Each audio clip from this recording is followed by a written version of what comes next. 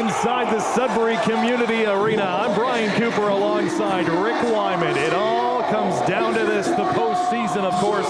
This is Game 3 between the Sudbury Wolves and the Brantford Bulldogs. A battle of the dogs, and an epic one it has been so far. The Wolves, they dropped the first two in Brantford. Both relatively close games, especially game number 2. And it brings us to an oh-so-important game number 3. Rick Wyman should be a dandy tonight. Well, I'm looking for a statement game. We've talked about this prior to the start of the OHL playoffs, Coop. And it all boils down to the aspect of the Wolves have to win one at home to get some hope. Now, they've got a theme running, promotional theme, against all odds. Get your tickets, playoff tickets. Get your tickets for next year. Even the owner, Dario Zulic, trying to amp up the crowd. A couple of thousand people here at the arena. But I've always said, Paulo Frasca has to steal a game. Game 3 is pivotal. Game 4 is a lot harder. So right now, I'm thinking you do it tonight, you have a shot. And that's all you want in the postseason is a shot. Now, the Wolves lost 6-2. Brantford put the game away in the series opener after it was 3-2. A couple of extra goals. Then the Wolves lost by a score of 4-2 in Game 2. So, in sports, we've seen it, you've seen it. Anything is possible, even plausible at this stage right now. So, Frasca's got to be a key. And something that's plagued the Wolves off and on all season long, even against good teams, the ability to score. They've been snaked it in a couple of scenarios right now. You can't afford that. You're playing for your playoff life. No better time than right here, right now, starting in goal, getting some goal scoring.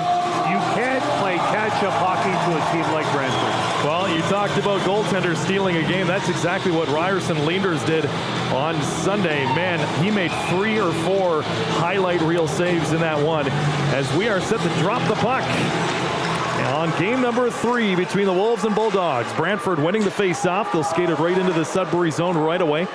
Puck chipped around the Sudbury net. Again, Brian Cooper alongside Rick Wyman. We got to call games together all season long here on home ice. David Bowen, of course, calling the games on the road. And here we are in the postseason as the Wolves skate the puck into the Brantford zone. No shot coming. Puck trickled to the side of the net, but the Wolves still have possession. Not for long, though, as the Bulldogs will skate it to center ice again. First hit of the period thrown, courtesy of Artem Gonchar. Wolves will clear. Puck is going to go the full distance. Icing is not called. Puck goes right behind the Brantford net as the Bulldogs will slow it right down to a dead stop. Edison Engel. Forward pass, look out. Puck deflected over the Wolves bench into the crowd. And a fan is going to go home with an extra puck tonight already. Ben Danford out for a couple of games, suspended by the Ontario Hockey League for his antics earlier on. So that's a big loss for Brantford in this game. Guy can score. So again, we'll see who fills the gap for the Bulldogs in this situation. And can the Wolves capitalize on a big absence? Well, face-off comes at center ice. As the fans making a lot of noise here at the Sudbury Community Arena, trying to get their home team going. Artem Gonchar for Sudbury around the Wolves' nets. And a big hit thrown by a Brantford forward on Gonchar. Gonchar receiving it as they continue to push and shove. Brantford will get the puck back to center ice, and then the Wolves odd man rush inside the Brantford zone. Wolves pass out in front in a sprawling play made by Vanacker, preventing that one from becoming An actual 3-on-1 rush. Wolves have the puck back to center ice. Rowan Henderson, a lot of positive talk about him in both games 1 and 2. He was nailed by Brantford, hence that suspension that Rick was talking about, and it was good to see Henderson, as he did all season long, pop right back up after getting hit into the boards real hard. Puck is inside the Wolves' end right now. Couple of minutes ended period number 1. No real shots recorded yet. Puck sent back into the Brantford zone. Adam Nemitz taking it around the Brantford net for Sudbury. At the blue line is Odell. Wrister purposely wide, looking for that odd bounce. And I believe offside is the official call, as Odell took it beyond the blue line. Took the shot anyways. And so another whistle with almost 2 full minutes gone in this opening frame. Okay, so number 76 for Brantford, Cameron Hankai, makes a great play with his stick. That's the time that the Wolves broke in with 4 players into the Brantford zone. His defensive ability to make that swipe with the stick prevented a great scoring opportunity. That's why this team is good. They've got 11 guys drafted by NHL teams. There's a dearth of talent on that roster, and Coach Jay McKee just has to tap a shoulder. Well, puck is stuck in the neutral zone. Odd man rush for Brantford coming. A 2-on-1 opportunity in front. Shot comes. Wide open cage. It went off the iron. Brantford nearly opened up the scoring. Puck still inside the Wolves' end. Wolves will get it out of their own zone, and Lemieux is hit behind the play by Owen Protz, former Sudbury Wolf. And as a result, the Wolves are going to go on a power play. As Lemieux went down, Protz is going to argue his case here, Rick, which he's not going to win, but off to the penalty box he goes. Okay, so how many times have we seen a referee reverse a call after making a call? If his arm goes up on a penalty, Coop, he's not going to change his mind. Exactly. Roughing is the official call, and they're just showing a replay of that last chance by Brantford off of the iron. Nearly a 1-0 hockey game. 2 minutes, 15 seconds into this first period. Face-off is inside the Brantford zone. Won by Sudbury, set up on the power play. J.C. Lemieux for Sudbury, back to the blue line. Artem Gonchar. Gonchar cross ice to Hovan. Hovan will shoot, deflected into the glass. Puck will just barely stay. No, it won't. Squeaked just outside of the Brantford zone. Hovan, the number 3 ranked power play scorer in the Ontario Hockey League during the regular season. Scored a whole bunch on the power play for Sudbury. In fact, he's scored 1 in this series so far on the man advantage. Wolves are inside the Brantford zone. Getting set up on the power play now. Gonchar looking back to the blue line. He'll find Hovan. Jan Hovan over to Gonchar. Gonchar, a wrister coming, blocked in front, and then Brantford, a real simple opportunity to clear the zone. And that's what you've got to do. They're going for a change as well. So again, the Wolves will have to reset here on this power play early in the game. Wolves will get it to center ice, doing that power play drop pass. J.C. Lemieux across the red line at center to Adam Nemitz, who will wire it around the Brantford net. Wolves trying to get set up on the power play again.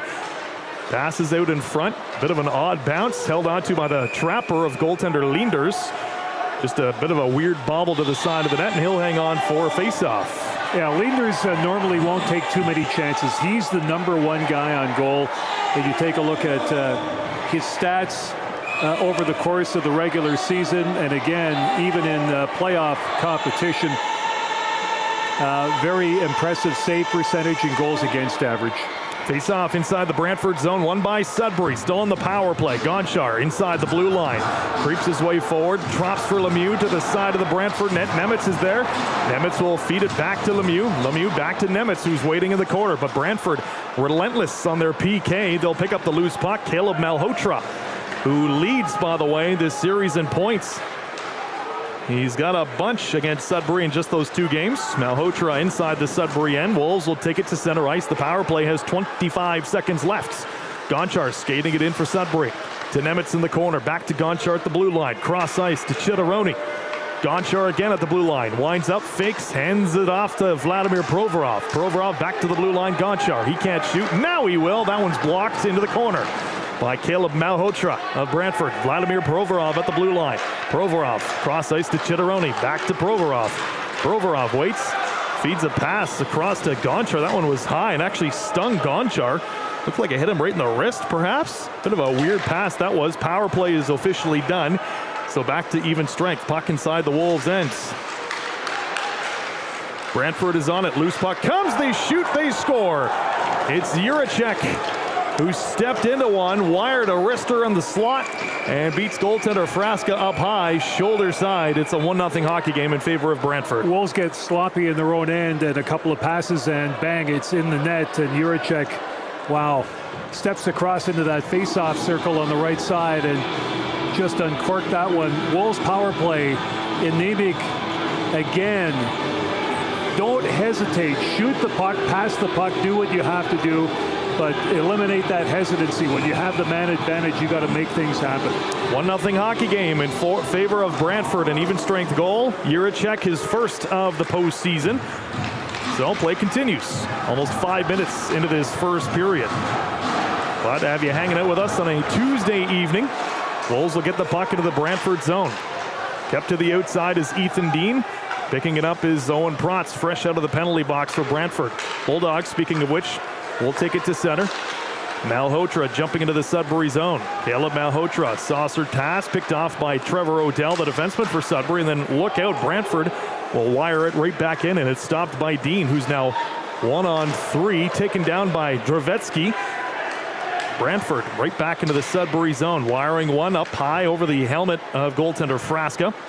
Odell for Sudbury will slow it right down if you're just joining the broadcast. Again, 1-0 Brantford. Wolves without a shot recorded yet early into this first period. Wolves will get it back into the Brantford zone. Lemieux on the forecheck with Hovan. Hovan for Sudbury, dropping for Nemitz. Nemitz and Hovan.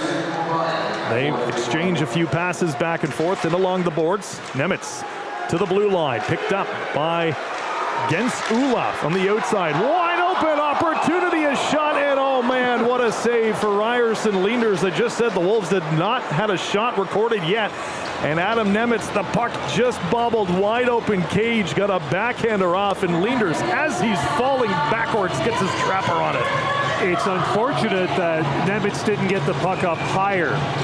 It was almost like maybe 8-12 inches off the ice, and you know, just a great glove save to prevent that goal. He was out of position, managed to outstretch the glove, and it's still 1-0 Brantford. But a great opportunity there for the Wolves.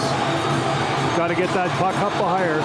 Face off inside the Brantford zone. That's only save number 1 for Leenders, and it's a highlight reel one. Puck back to center ice. Wolves are on it. Gonchar playing pass and go with Gavin Yules.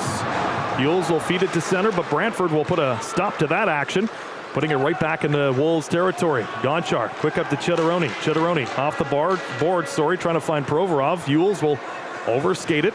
Yules at center, shipping it into the Brantford zone. Goaltender Leenders is out to play it. He'll put it off the glass to the boards, picked up by Yules. Yules a shot, look out, deflected high into the stands. And just like that, another fan's going to be walking away with a puck souvenir as we have our first TV timeout inside the Sudbury Community Arena. Well, in case you missed it and everyone else missed it, Italy failed to qualify for the World Cup this summer in Toronto. So Bosnia-Herzegovina pulled it off, beating Italy. So there will be some tickets now for the World Cup because the Italian faction in the province and in Canada won't be able to get tickets because they won't be interested. Yeah, a few fans may go, and that's good news for Canada. Really good news for Canada right now because everyone was so fearful of Canada playing Italy. It's not going to happen. So just a lot of sports news coming up in the last couple of days between managers being fired in hockey and between what's happening in baseball, World Cup, OHL, NOJHL, and of course Sudbury 5 this Sudbury week. 5, that's right, entering the postseason as well. It's an exciting time here in Sudbury. It's really one of my favorite times of the year, just in terms of there's just so much going on. Hard to keep track of it in some games because you have to prioritize what you want to watch, but you know what? Playoff hockey is always great. Start of baseball, love it all as well. Sudbury Cubs of the NOJHL going into their second round playoff series too, right? No shortage. Face off inside the Brantford zone, won by Sudbury at the blue line. Hudson Martin, the defenseman for the Wolves, will just chip it around the Brantford net. Bulldogs, though, will find the loose puck, lobbing it to center, picked up by Testa.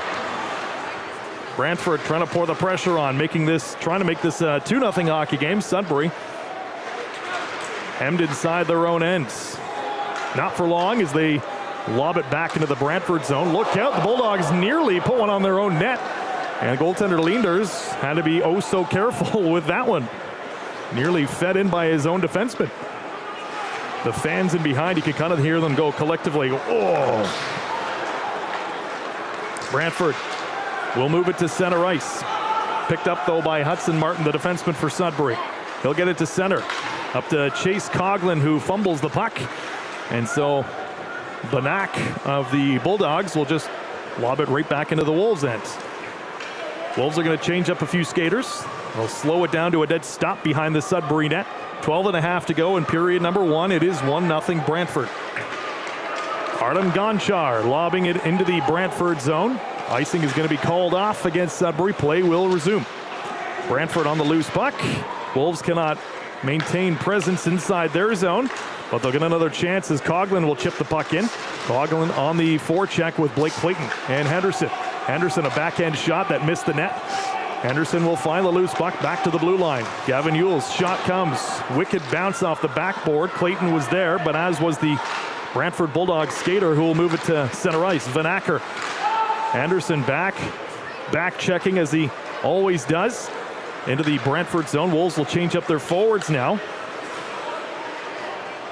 Just the one shot recorded for Sudbury so far. 11:40 remaining in the first period. Nemitz for Sudbury to center ice, dumping it into the Brantford zone against Ula. The defenseman's going to chase down the puck, as will Jan Hovan. Hovan's going to get nailed in along the boards. Hovan back to the blue line. Lemieux will wait. Dipsy Doodles, shot comes, it goes wide. Hovan will pick up the loose puck. Hovan in the corner to Nemitz. Nemitz back to the blue line. Odell reached for it. Puck was still bouncing around. Brantford, though, will find it at center ice, firing one purposely wide. Bulldogs need a line change, and they'll get that against Ula inside the Sudbury zone. And now we're going to get a Wolves penalty behind the play. I'm pretty sure, anyways, it's going to be a Wolves penalty. Interference is going to be the call. And so as we saw Brantford go on the power play, now the Wolves go on a power play. Now we're going to see the Bulldogs get their first shot on the man advantage. Number 1 in the league, percentage-wise, they can score on the power play. They could also kill penalties. And there's a situation where Nemitz takes his man down illegally. He'll pay the price. 2 minutes for interference. Face-off inside the Sudbury zone. Face-off won by Sudbury against Ula, wasting no time, and he'll fire that one the distance down to the Brantford zone. Leenders, the goaltender, will hand it off to his defenseman Adam Juracek, the only goal scorer in this game so far. Wolves have the puck. Henderson spends a lot of time on the PK, or he's a great penalty killer for Sudbury, as is Blake Clayton. They play a lot of time together. In fact, they once again force the puck out. Back into the Brantford zone. Another crazy bounce to the side of the Brantford net. My word, there's been a couple of those this first period. Leenders has had to be very careful. Bulldogs taking across center. Banak, a nifty move to get around Ewells. He's speedy. Wolves will find the loose puck, though, and clear the zone. Approaching the halfway mark of period number 1. Power play has just 1 minute left as well. Yeah, Banak very hard on the puck, utilizing some really good speed and trying to track it down. Van Acker for Brantford will creep his way into the Sudbury zone, but watched by Henderson, who then throws a hit in the process. Wolves finding the loose puck. And the Wolves were an excellent team on the penalty kill all throughout the regular season, and they're showing that in this postseason so far as well. Bulldogs across center ice they go. Led by Dervetsky. Dervetsky looking back to the blue line. Couldn't find a skater there. Wolves found the loose puck, and again, they're going to clear. Yeah, good job on this penalty kill by the Wolves, and they need this. Bulldogs again across center. Nice move to get around the defenseman. Pass out in front. Rebound is there. Shot comes. Pad save made by Frasca. That was a big one for him. Brantford, though, set up inside the Sudbury zone. Opportunity for the Bulldogs to the side of the Wolves net. Now they're set up at the tail end of this power play at the blue line. Kept to the outside. Dennis, cross-ice feed, picked off by Ewells, and he'll push it into the corner. Coughlin chasing down his man as well. Power play is officially done, but Brantford still buzzing around inside the Sudbury zone. At the blue line, Brantford, a shot comes. It'll be cleared, but not out from Sudbury. Brantford still with it. Shot comes high and wide. Caught by the trapper of Paulo Frasca. And now a crowd forms in front of the Sudbury net as another Frasca, no relation to the Wolves goaltender, standing right in front, potentially looking for a rebound, which he did not get. Good job by the Wolves on that PK, and you need that right now because, like I said, you don't want to be chasing this Brantford team in this game, and, you know, with a 1-0 lead, that's pretty solid for some teams, and like Brantford, they can nail that lead shut pretty quick. But again, Wolves, it's imperative. Get some saves, get a goal, and maybe even take the lead and have Brantford chase you. Well, play continues with 8:45 to go in the first period. Wolves back into the Brantford zone. However, the Bulldogs will find the loose puck. They'll get it to center ice and then burst their way into the Sudbury zone. Bodies flying in behind the Sudbury net. And then the Wolves will find it. Sudbury clearing their end, led by J.C. Lemieux. Defenseman Gonchar will chase it as well. Feeding a pass out in front. And Gensula is going to have to hustle to get to the puck, and he does, to Nemitz, who is waiting in the corner. Jan Hovan going to throw a hit as well. But the Bulldogs putting it off the boards. It's going to go the distance enough for icing. No, waved off. Does not. Puck was kind of fluttering about. Looked like it may have gone, but really slowed down in a hurry. So the Wolves will just keep it going. 8 minutes left in the first period. Backhand shot from Provorov. It goes wide. And then the Bulldogs will take it back to center ice. Chedoroni back there for Sudbury to Ewells. And then look out, Provorov is decked by the goal scorer Jiricek. Owen Protz for Brantford has his stick lifted by Barahowski, and so Barahowski for Sudbury will take it across center ice.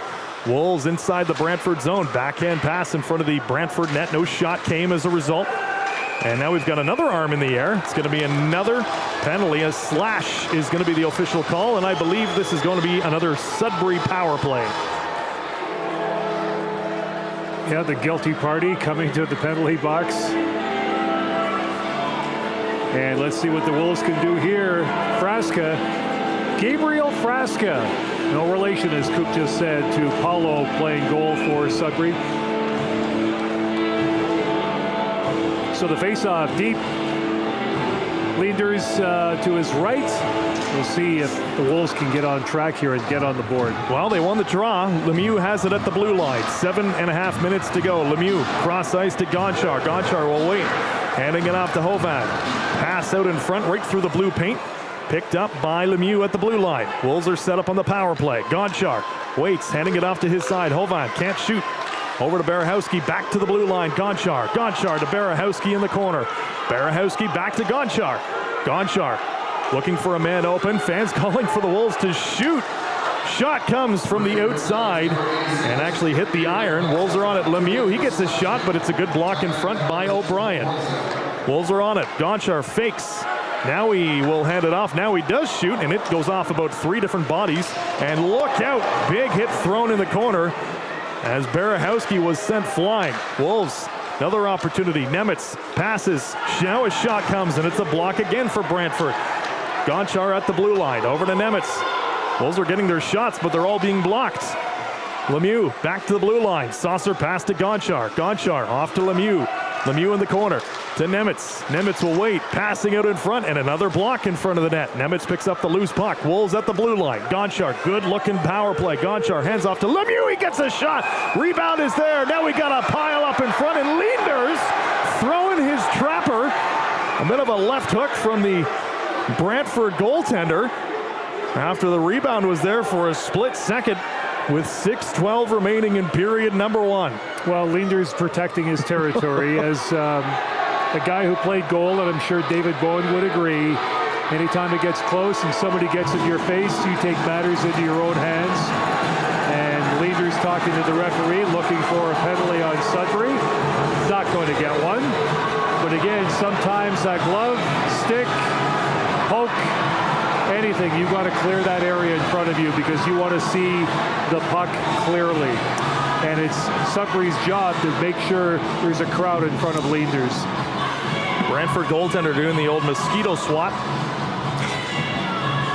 But play continues. Still a 1-0 hockey game. Wolves on a power play for another 35 seconds. Wolves won the draw inside the Brantford zone. Chedoroni along the boards. He'll find it, trying to get it back to the blue line. Gonchar will play it. Good move by him. However, the goal scorer for Brantford, Juracek, is going to hit the full distance into the Sudbury zone.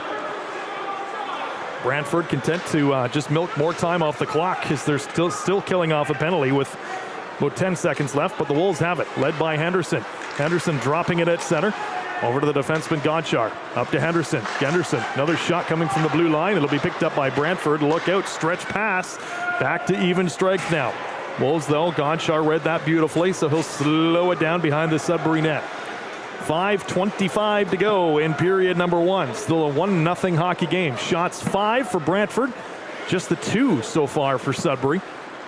Defenseman Gens Ula is going to lob it into the Brantford zone, and they're going to call it an icing, I believe. So faceoff will come right back inside the Sudbury zone, but it is another TV timeout here at the Sudbury Community Arena. Yeah, that long pass shot, call it what you will, not even close to being played at that time. So the puck coming all the way back. So Sault Ste. Marie up 2 against London. What do you make of that series? That's why you get a goalie. That's why you get a goalie. Yeah, that's why you get a goalie, right? Carter George, unreal. And you have to wonder what Carter George is thinking of Owen Sound's performance so far in the postseason. They have been outscored 29-2 against Flint in those 3 games. Coop, I've watched a lot of hockey, and I played a lot of hockey. That's really tough to swallow. Yep. Really tough. But you're playing a very good hockey club, and the thing is, I'm sure the administration behind Owen Sound will take a look and assess everyone in that organization, because you don't want to be embarrassed like that. Absolutely not. Another scores, by the way, a bunch of games happening. North Bay is up 2-0 over Peterborough. Oh, they need that game tonight on home ice. They need that. They sure do. A lot of 0-0 scores so far in the OHL. The Sudbury Community Arena 1-0 in favor of Brantford with 5:14 to go in the first period. Adam Juracek. Kieran Walden having a big effect in that series between the Petes and North Bay, scoring some timely goals for the Petes. Back-to-back overtime winners. It's pretty special. Bulls do win the draw. They'll get it to center ice, but then it'll be Brantford who will fire it right back into the Sudbury zone. Wolves control it around the Sudbury net. Trevor Odell will poke it around the boards, and then Dean will finish off the job, getting it to center. Just under 5 remaining now in period number 1. Brantford chipping it back into the Sudbury area. Against Ula, stick lifted. Bodies are flying everywhere in front of the Sudbury net as Finn Kearns and Bolton look like they were thinking about going for a second. Bolton looked like he was ready to drop the mitts. And Kearns is one tough customer, so I feel like if there's any guy that would, it would probably be big number 2 for Sudbury. But he's got the cage, and if he gets rid of that, okay, all bets are off. It's going to be even. Yep. Brantford inside their own ends. They've got control of the puck right now. Owen Protz, who, by the way, just a few days ago signed a 3-year entry-level deal with the Montreal Canadiens, so he's an exciting moment for a player when they get that opportunity. Well, when you get a chance to play for the world's greatest hockey organization, there's always a few bucks to sign players. Can you tell which team Rick Wyman cheers for? Here come the Wolves inside the Brantford zone. Hovan had the puck bubble off the blade of his stick. Could not get his shot off. At the blue line, though, Hudson Martin took a pass. Puck took a weird bounce, ended up on the stick of Ryerson Leenders, and now we've got a extra conversation happening in front of the net between Jan Hovan and I believe it's Charlie Paquette, but they will separate. You liked that line, didn't you? I mean, in all, I'm not trying. I'm a little bit facetious here. Okay, I've got to admit that. I'm happy. I'm finally seeing some daylight with the organization this year. They're playing some exciting hockey in Cole Caulfield. Mr. Saturday Night inching closer to 50 goals for the first time a Montreal player will do so in a long time. No, it's been a good journey the last couple of years for the Montreal Canadiens, right? And we've struggled as Habs fans. You're not included because you're a Leafs fan, but fans of the Montreal Canadiens have struggled of late. So it's good I feel to targeted here. No, you're okay. I was really impressed with that big win over Anaheim last night. I stayed up to watch that while you were sleeping. I was fast asleep dreaming of a win.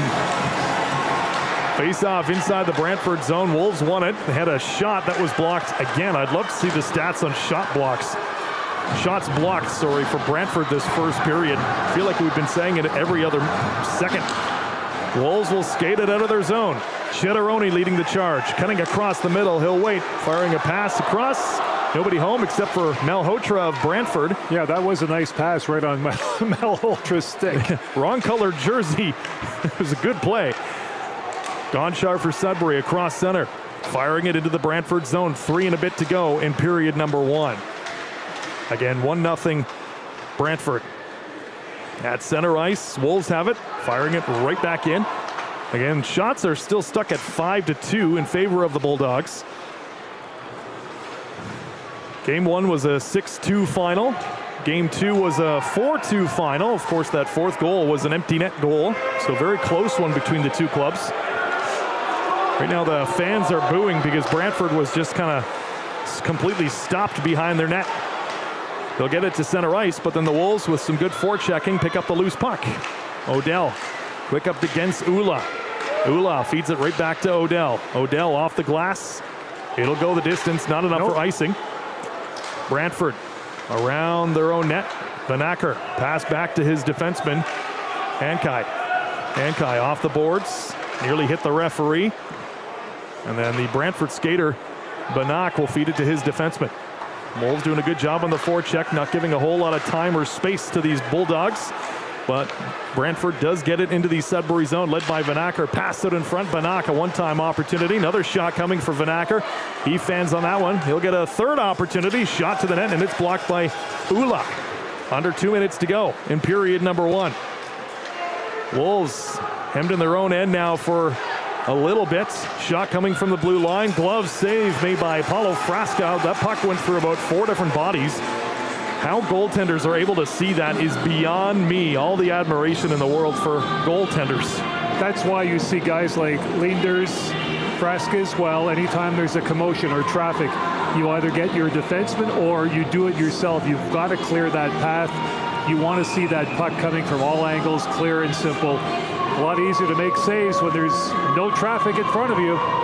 Face off inside of the Sudbury zone.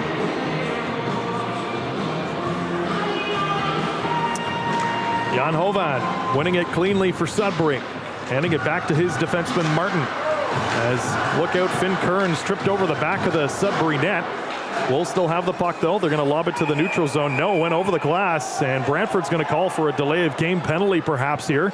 Referees are going to get together to see if that puck touched anything before going over the glass. If it did not, hate to break it to Wolves fans, but this could be a delay of game penalty call. And they're doing the right thing as well because they're conferring on this as opposed to just one person making that call. He wants to be sure, so he's checking with his linesman. So 2 referees, 2 linesmen are having a conversation right now, and it was, I believe, Adam Nemitz who put it over the glass. He's been in the box once this period, and yep, he's off to the box. Delay of game. Blake Beer, the referee, making that call, getting the assistance from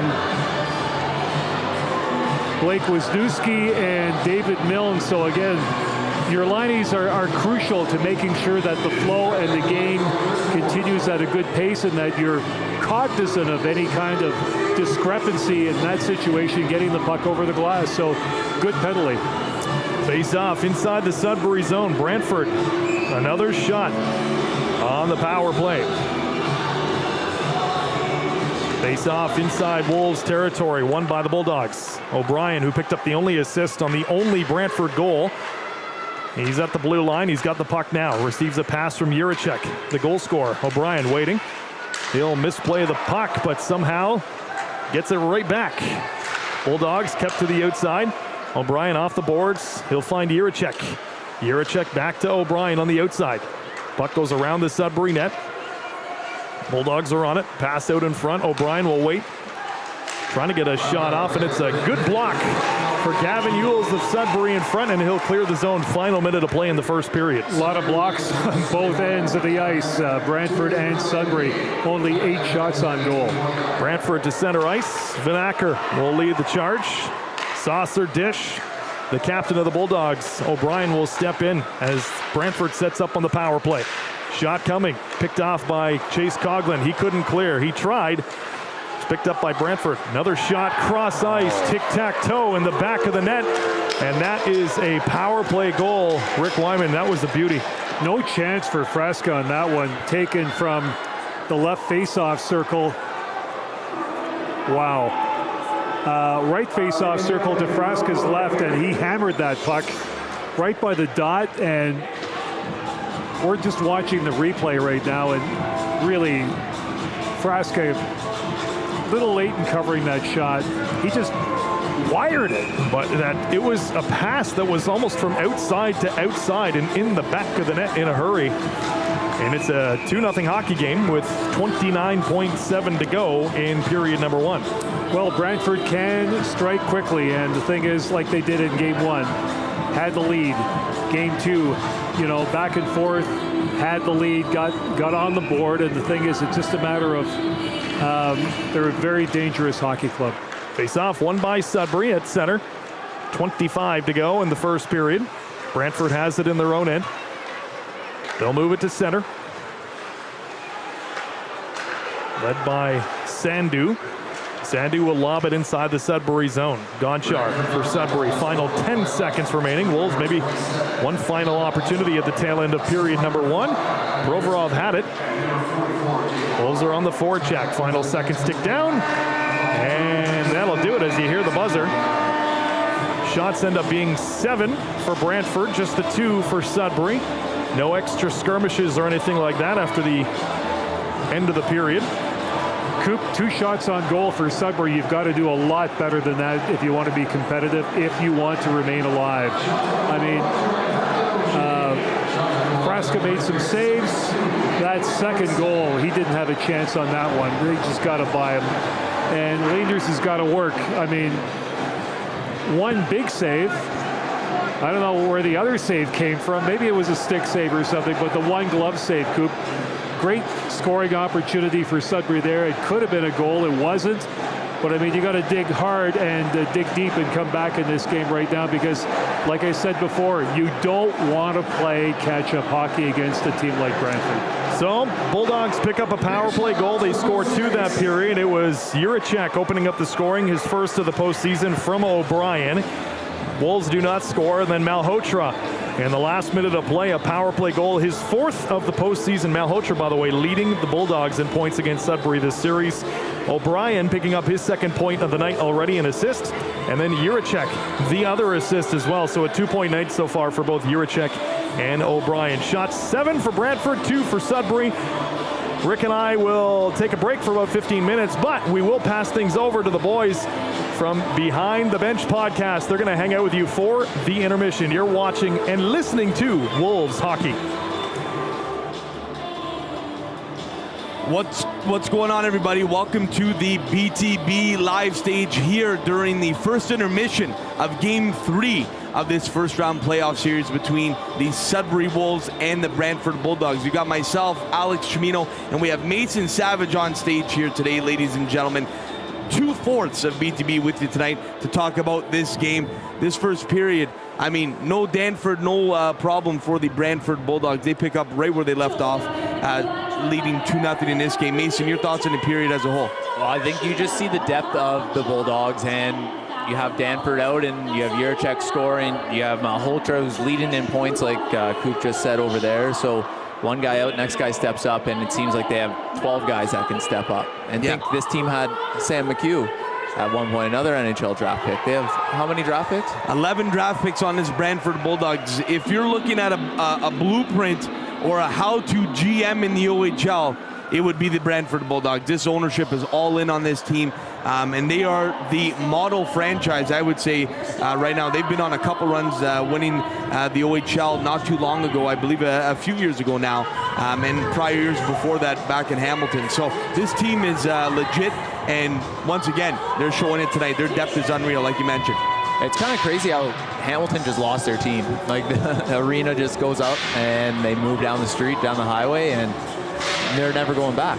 And I think in the end, I think that could have been the best move for this franchise. Brantford is a buzzing city. We're talking about we're talking about the home of Wayne Gretzky. It just makes sense that we got they have a hockey team there, and we know that the Hymans bought that squad, obviously, and that franchise. So, they're all in, fully invested in this team. And it shows 11 draft picks, like I mentioned. You look top to bottom on this lineup, Mace. It's a very talented squad. But let's dive into the game itself so far. The first period, I thought, like most of the games in this series, the Wolves, 5-on-5, have been able to hang in with this team. What do you think? Oh, I agree. I think we had one defensive lapse on the first goal and just chipped puck out front and roofed it. Juracek just, what a shot over the He's glove. been outstanding this series. Probably their best defenseman. I think we made one huge save. Raska made that cross-crease save. But other than that, like, to keep the shot 7, well, it sucks we have 2, but 7-2 in shots is something that definitely needs to change. But Brantford's capitalizing on those chances. They've had 3 good ones and capitalized on 2. Yeah, it's very difficult. Like, if you are the Sudbury Wolves, you are trying to limit your mistakes as much as possible. But these things happen in hockey. You're going to make mistakes. The Brantford Bulldogs are just very good at capitalizing on them. And Juracek did it there, and then a killer with 30 seconds left. Caleb Malholtzer, like you mentioned, leading this series in points, ripping another one. And now the Wolves are in tough. You have these 11 draft picks, and then you have Leenders in net, and draft pick as well. Another draft pick. So you're down 2 already. You need to score 3 to get back in. There's hockey math, Jim. But what happens next? What do the Wolves need to do to get back in this one? Well, definitely, you need a response. You need something to go your way. And you know what? Let's not kid ourselves. The Wolves had chances, and I think where we see the Wolves lack and why they are an 8 seed in this series, why they're an 8 seed in this league right now, is the depth. There's not a ton of depth scoring from the Wolves right now. You're looking at that top line. You're leaning on that top line a ton in Lemieux, Hovan, and Nemec to get the job done for you.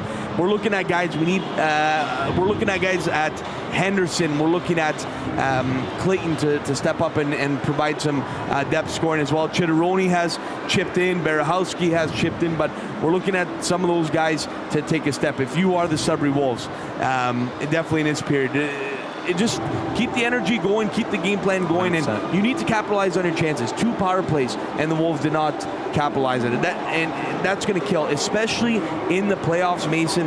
When we're talking about penalties and power plays, they are so key. They make or break a series in the playoffs. So Wolves need to capitalize on that when they get the chance to do it. The power play is at 33%. It's definitely taken a hit since that period, and Brantford's clicking at about 40%. So, I mean, it is 40%. Oh yeah, it is make or break in this series. Yeah, no, I agree. I think for us, if he can shut the door moving forward, win this game 3-2, 4-2, empty net.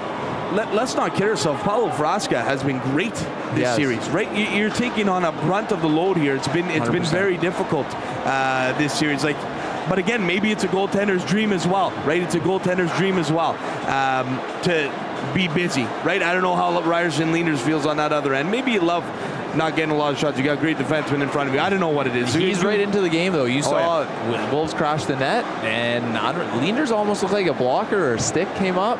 I don't want another incident like what happened in North Bay on the weekend. Yeah, for sure. 2-game suspension for McIver. McIver, 2-game suspension there. So the OHL playoffs have been entertaining. You have a little of everything. Some tight series. You have. Well, let's go through them right now. As of right now, we'll get into scores tonight. But the series, this one, of course, 2-0 Brantford. When we're looking at Barrie and Niagara, very interesting here, Maze. A 1-1 series. Niagara taking game 2 in overtime. Atchison comes back now, though. Yeah, he was suspended, correct. So he should be back in the lineup. Kingston down 2-0 to Ottawa in the series. No surprise there. Ottawa is a very strong team this year. This one might be the series of the first round. Peterborough and North Bay, 2 overtime games already. Peterborough leads the series 2-1. Former Wolf Kieran Walton scoring both overtime goals for Peterborough as well. So North Bay takes the first one in Peterborough. Peterborough wins in OT at home and then takes one at Memorial Gardens in overtime, and that's a tough place to play, like we mentioned all the time on this podcast. Over to the west, Kitchener, no surprise here, 2-0 over Saginaw. Windsor as well, it's pretty kosher here, up 2-0 over the Guelph Storm. The Flint Firebirds, while it's no surprise that they're up 3-0 in this series, the fashion that they've been doing it in is insane, Mason. They have 29 goals in three games. They've won 8-1, 11-1, and 10-0 in Owen Sound. So I'm not sure exactly. I haven't taken a deep look into what's going on over there. I'm not sure if Owen Sound's dealing with injuries. I know there's actually a call-up that went in net for them in relief yesterday. So I'm not sure if they're dealing with injuries and guys out of the lineup. But I always had faith in Owen Sound to put up a fight. But yeah, in this fashion, it is shocking.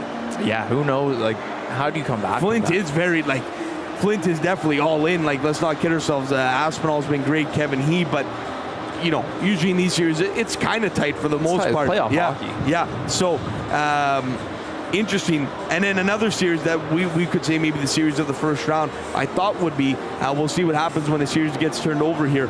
London and the Sioux. Sault Ste. Marie up 2-0. And a lot of people were worried about Carter Hart's record against London. He was about 1-12. Carter George in net for the Sioux. His record against London,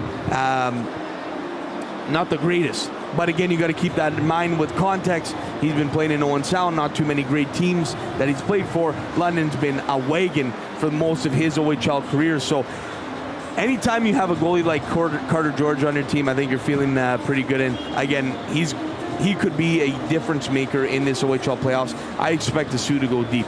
No, I agree, and I think, like you said earlier, not on air, but it could be the West year, right? Like that whole conference looks great. Yeah, like I think you know, with Ottawa, I like Ottawa. I like obviously Brantford. Brantford's probably going to be the team that comes out of the East here.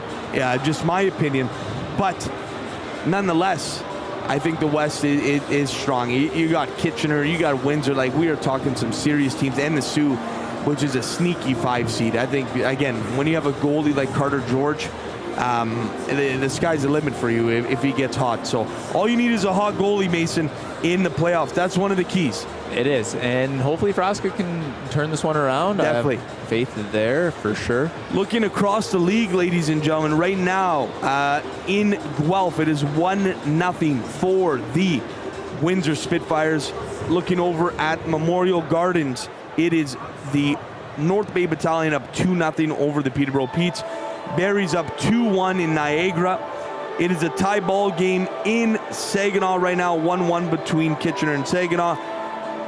Ottawa up 1-0 over Kingston, and it is a tie ball game in the Sioux right now between the Sioux Greyhounds and London Knights. So a lot of parity in this league, Mace, for sure. And we like to see these series prolong for sure. And you know what? It is a battle and a grind for these OHL players to get to the top of the hill. No, 100%. And like you said, hopefully this one can get dragged out and we can see this in 6 or 7 games, and never know what happens. But at the end of the day, too, great for these kids to get this experience. Yeah. It's a young team, so if the Wolves can just build off of a series like this and chip away, get some wins, and kind of tweak that in next year. Well, you're looking at a Sudbury Wolves team that a lot of players on this team have not had any playoff experience, OHL playoff experience, let alone OHL experience up until the start of this year, right? So I think, like you mentioned, this is a great learning experience. Watching a team that's as grizzled and veteran and ready and poised for a run as Brantford, I think it is definitely a great learning experience. But let's not count the Wolves out here. They're putting up a great fight. They just need to find a depth scoring and put their chances away. Looking elsewhere, Mason, in this Brantford lineup, a former Wolf, Owen Protz, who just signed with the Montreal Canadiens. How good does he look, Mason? He looks great. Happy to have him in the Montreal farm system, beautiful. That's for sure. But tough one when he was playing well when he was in Sudbury. For sure. I think we went all in, right? The Wolves went all in during that playoff run, and Van Vliet just didn't pan out like we had anticipated. You're trading for age at that point. You're trading for someone who's been there, who's won, right? Where Protz was a younger player. Now, again, would I love to see Owen Protz in a Wolves jersey right now? My goodness, I would love it. He is just steady Eddie. Him and Juracek as a second pairing is deadly. right? Yurchek, I think, has been one of the best players in this series. I don't think it's even close. Your thoughts? No, I agree, and you saw it with the goal here, and just seeing some of the moves Protz has made. He took a penalty early, but they've been able to shut the door on the PK. So we'll see what Protz can do, but definitely the Wolves are missing veteran leadership like that at this point. It's crazy, too, to see how fast these kids are coming in and out of the league. It's, year 4 for Protz? Definitely, yeah. And, I mean, the NCAA has definitely expedited that process as well. We're seeing a lot of players in and out. Definitely, you're absolutely right. No, that's true. One thing on the NCAA, the Sioux Greyhounds picked up a former Greyhound back from the NCAA. Yep. Okay, so that's another major pickup, major pick. OA as well. It's huge. Oh, yeah. No, that's crazy. And Jim, let's speak to the audience a little bit. We have a great crowd for a icy Tuesday night here in Sudbury, Ontario. Mother Nature just doesn't love us over the last 3 weeks. And that's what happens when you don't get home ice, right? You're not going to get the primetime games. We're getting Tuesday and Thursday here in Sudbury, not prime time at all. A Tuesday night with the weather we've had, I mean, we haven't been lucky at all. No. The weather's been brutal here. I got to escape to Mexico, Mason, which I was very happy to miss the snowstorm. But however, it has been nuts here, to say the least, and it's been an icy Tuesday, like you mentioned. But with that being said, I think a decent crowd. Oh, yeah, the crowd's loud. The kids are out. They're having fun. And that's the band's what it is. Here, I believe. I hear drums hammering during the game. I love it. Yeah, The band is here. They were out up front, the Sudbury Community Center or Arena earlier today. And, yeah, the weather just destroying everything. And just a couple quick points, Jim, sports-wise in Sudbury. We lost the LaSalle Dome. We lost the tennis bubble. Hopefully those can get back up soon. But yeah, Mother Nature's not being too kind to us up north. Yeah, it's definitely been a difficult time here in Sudbury, and it's kind of highlighted the need for facilities. We've talked about it at length on our podcast, but seeing the Lancer Dome go down was devastating, and it will be back up, which is great to hear. But putting all programming, football, soccer, you name it, in that dome, whatever was working in that dome to a halt is very difficult. So in one sense, it hurts to see it go down, but it does hopefully, I think, provide some momentum to say, hey, we need to build some more here in Sudbury, because we are definitely lacking on the facilities side of things. For sure, and just being down at NASA and OFSA this year with our Llewellyn Knights hockey team, we got to see what some of these barns are like down in Windsor. Even in the Sioux, they have this complex, double pads. You have your soccer field right in there as well. That's what we need here. And when I was playing minor hockey, we tried to pitch that 20 years ago. Yep. So it's been 20 years. We've built one new pad on Countryside. Hopefully we can get something figured out. Well, and that's the thing is there's so many opportunities in the city to do great things and build great things, especially for sport, and we've missed it. We've passed the buck along. It's time to actually take a stand and time to take opportunity on it, because we can't just keep passing it on to a situation that we have now. And I think with this weather storm, albeit it is very unprecedented, it is highlighting the need for an actual structure, not a bubble. An actual structure that can withstand snow like that, handle snow like that is really important. The referees are heading onto the ice, and the teams are coming back out to play here. It is 2-0 here at the Sudbury Community Arena for the Brantford Bulldogs. Quick key points for this period, basically. I think getting shots through. Brantford blocked, I think, 3 or 4 shots during that penalty kill. They're soaking everything, so just having an active stick, trying to get shots through, maybe get a tip in front, and just kind of crack the wall, start breaking through the wall, and get 1 goal, 2 goals. Anything can happen. Definitely. You got to be a shooter. You got to agitate. You got to find a way to get to Ryerson Leaners and this defensive core. Finish your checks if you're the Sudbury Wolves.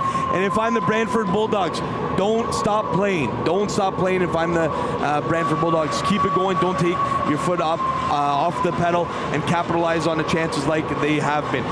Well, with that, ladies and gentlemen, that's going to do it here for the first period intermission at the B2B live stage. Thanks for tuning in on YouTube, ladies and gentlemen. We're going to send it over to those beauties, Rick and Coop, back for the call in a second.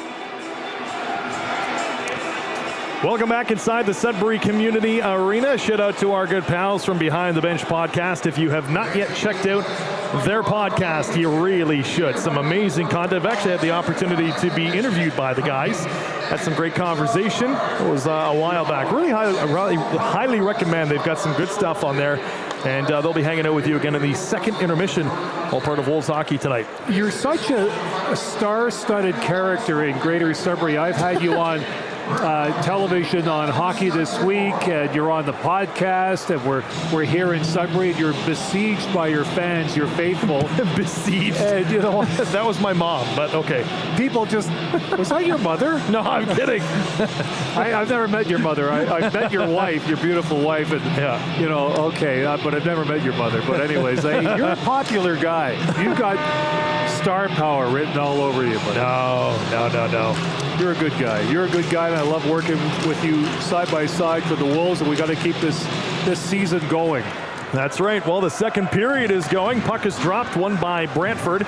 They're up 2-0. Wolves just recording the 2 shots in period number 1. Provorov for Sudbury will dance his way into the Brantford zone. 1 move too many, though, as the Bulldogs will push it to center ice further into the Sudbury zone. Gens Ula off the boards, picked up, though, by Paquette. He'll drop it at the blue line. Another shot from angle comes, deflected in front, and a good opening save in this second period made by goaltender Paulo Frasca. Okay, Ula, Walton, that trade. What do you think now after everything's been said and done? I mean, Pete's are getting their pound of flesh from Walton in terms of overtime decisions. You think you see the development in Ula and his ability to blossom into a premier defenseman next season? I love what he brings to this club. I love the physicality. I'm a sucker for that type of play. I think he's such a force on the blue line that any team would just absolutely pay to have. And honestly, I think it was a great deal. Of course, Wolves fans are missing Kieran Walton, of course, but well, you gave up some scoring. You gave up a lot of goal scoring, and he came through, and Nathan Villeneuve and Ferrand as well. But you've got to give something up to get something in return, and the Wolves are looking ahead at the future. So again, Ula will be a prime candidate next season on that blue line to guide the team. Well, face off inside the Sudbury zone, won by the Wolves. To center ice, Rowan Henderson. A lot of positive words about him and his entire line after game number 2. Heard some words in the media room before the game tonight, saying an unsung hero for the Wolves club, maybe not spoken enough of, for the amount of work back and forth, coast to coast that he does, the hustle, the back check, him and Blake Clayton both. I think that Henderson's been the unsung hero all season long. Again, another consistent season, a season of effort. He just doesn't stop, and he gives his all anytime he's out there. Well, face-off is inside the Brantford zone. Jan Hovan to take the draw for Sudbury. Out there with J.C. Lemieux and Adam Nemitz. Draw one cleanly by Sudbury. Gonchar will feed a pass to Nemitz, who is waiting in the corner. He punches it back to the blue line. Yule's a shot coming. It's blocked, and it's going to be sent the distance down inside Wolves territory. Goaltender Frasca out to play it along the boards. Picked up at the blue line by the goal scorer Juracek, who opened things up back in the first period for Brantford. Yules for Sudbury around the Sudbury net. Handing it off to Gonchar at center ice. Nemitz cross ice feed to Hovan. Jan Hovan had his stick lifted by Juracek. Big hit thrown by Nemitz at the red line, center ice area. And then Brantford will send it around the Sudbury net. Bulldogs are on the puck first. Shot comes, blocked by Hovan. Had a chance to clear and just barely did. Hovan looking for J.C. Lemieux. Didn't touch the puck a whole lot in that shift. Wolves are going to change up forwards, and guess who's out again? Henderson and Clayton. Coughlin as well. Puck is going to get to center ice, picked up by Brantford. Bulldogs, an opportunity to chip it into the Wolves' end. 2 minutes gone in this second period, and they do just that. Yules, they'll fire it around the boards for Sudbury, picked up by Henderson. Odd man rush, Henderson and Coughlin, 2-on-1. Coughlin cross ice to Henderson, a shot comes. Pad save made by Leenders. Well, Coughlin made the right move. He couldn't see himself getting that shot away, so he slipped it over to Henderson, and Leenders made a nice save on that. Going with the momentum on the shot and going right to left along the ice and making that save. Big save, and that's why he's one of the top goaltenders in the league. He can read that play well. Good opportunity there for Sudbury, 2-on-1, and again Leenders tremendous pad save. Face-off inside the Brantford zone. Coughlin, Henderson, Clayton will stay out for Sudbury. At the blue line, Ula and Odell.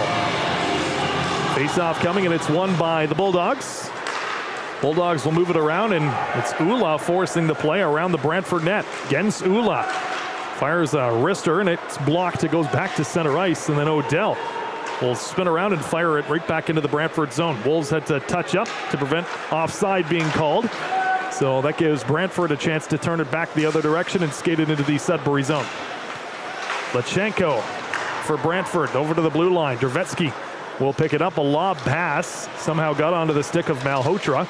And then Brantford will cycle it around. Malhotra to the side of the net. Opportunity coming out in front. And what a stick save for Paulo Frasca. Oh my goodness me. A beauty in desperation, falling backwards and gets the blade of his stick on the puck. It looked like it was for sure going to be 3-0.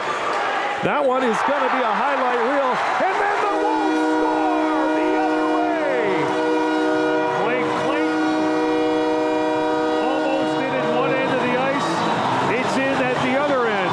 Nice shot going down the left side, beating Leaders. It's a 2-1 game.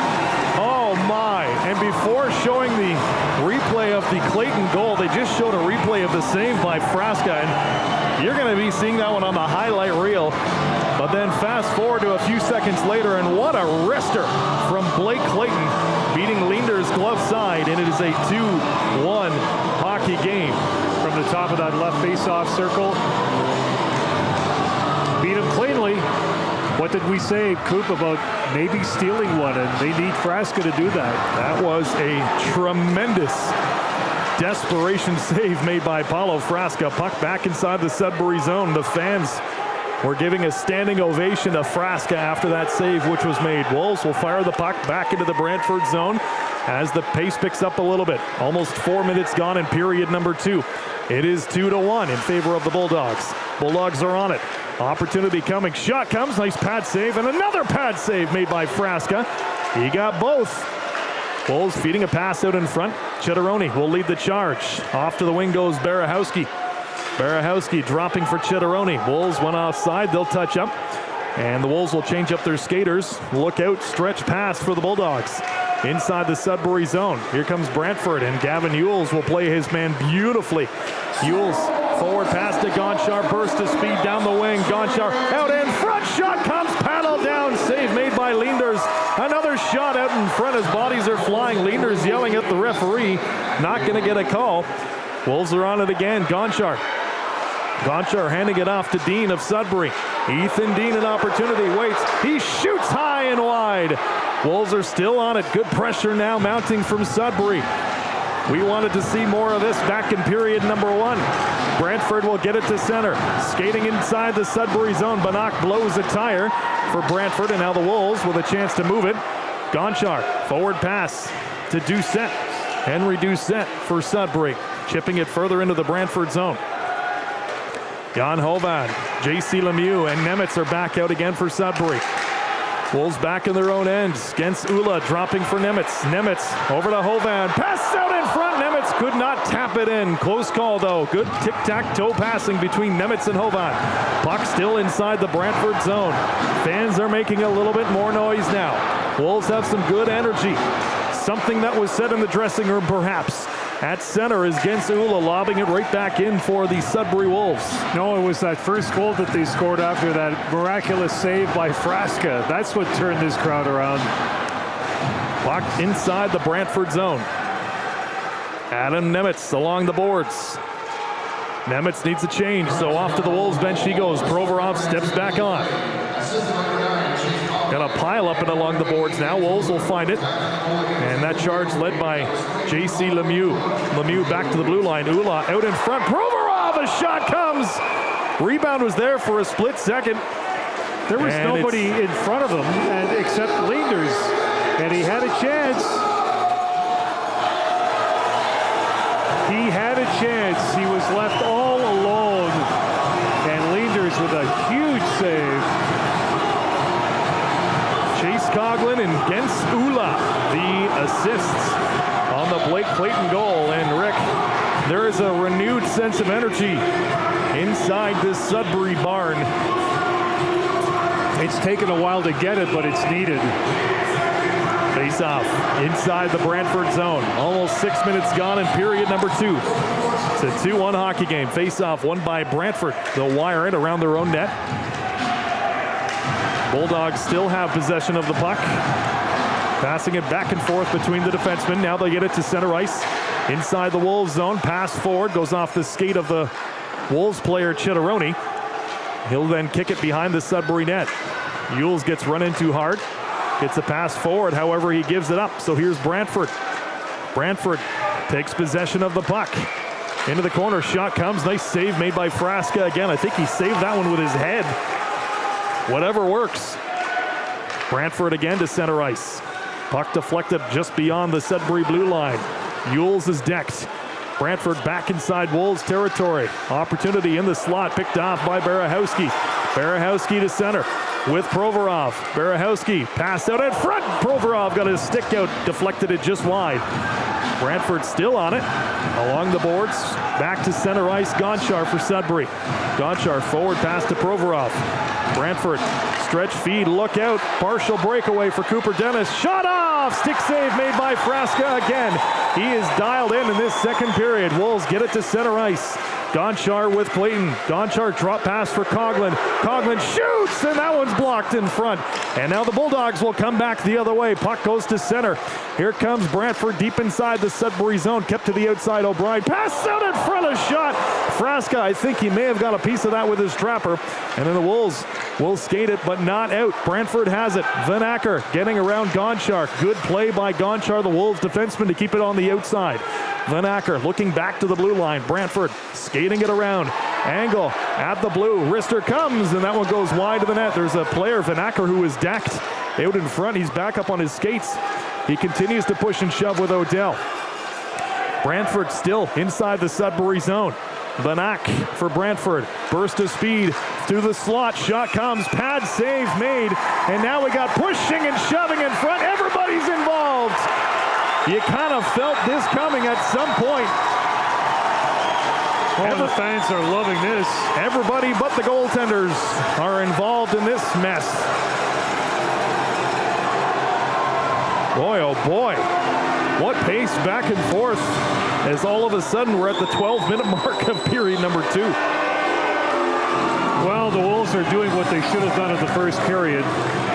They've got some good jump going now, and you know what? We'll have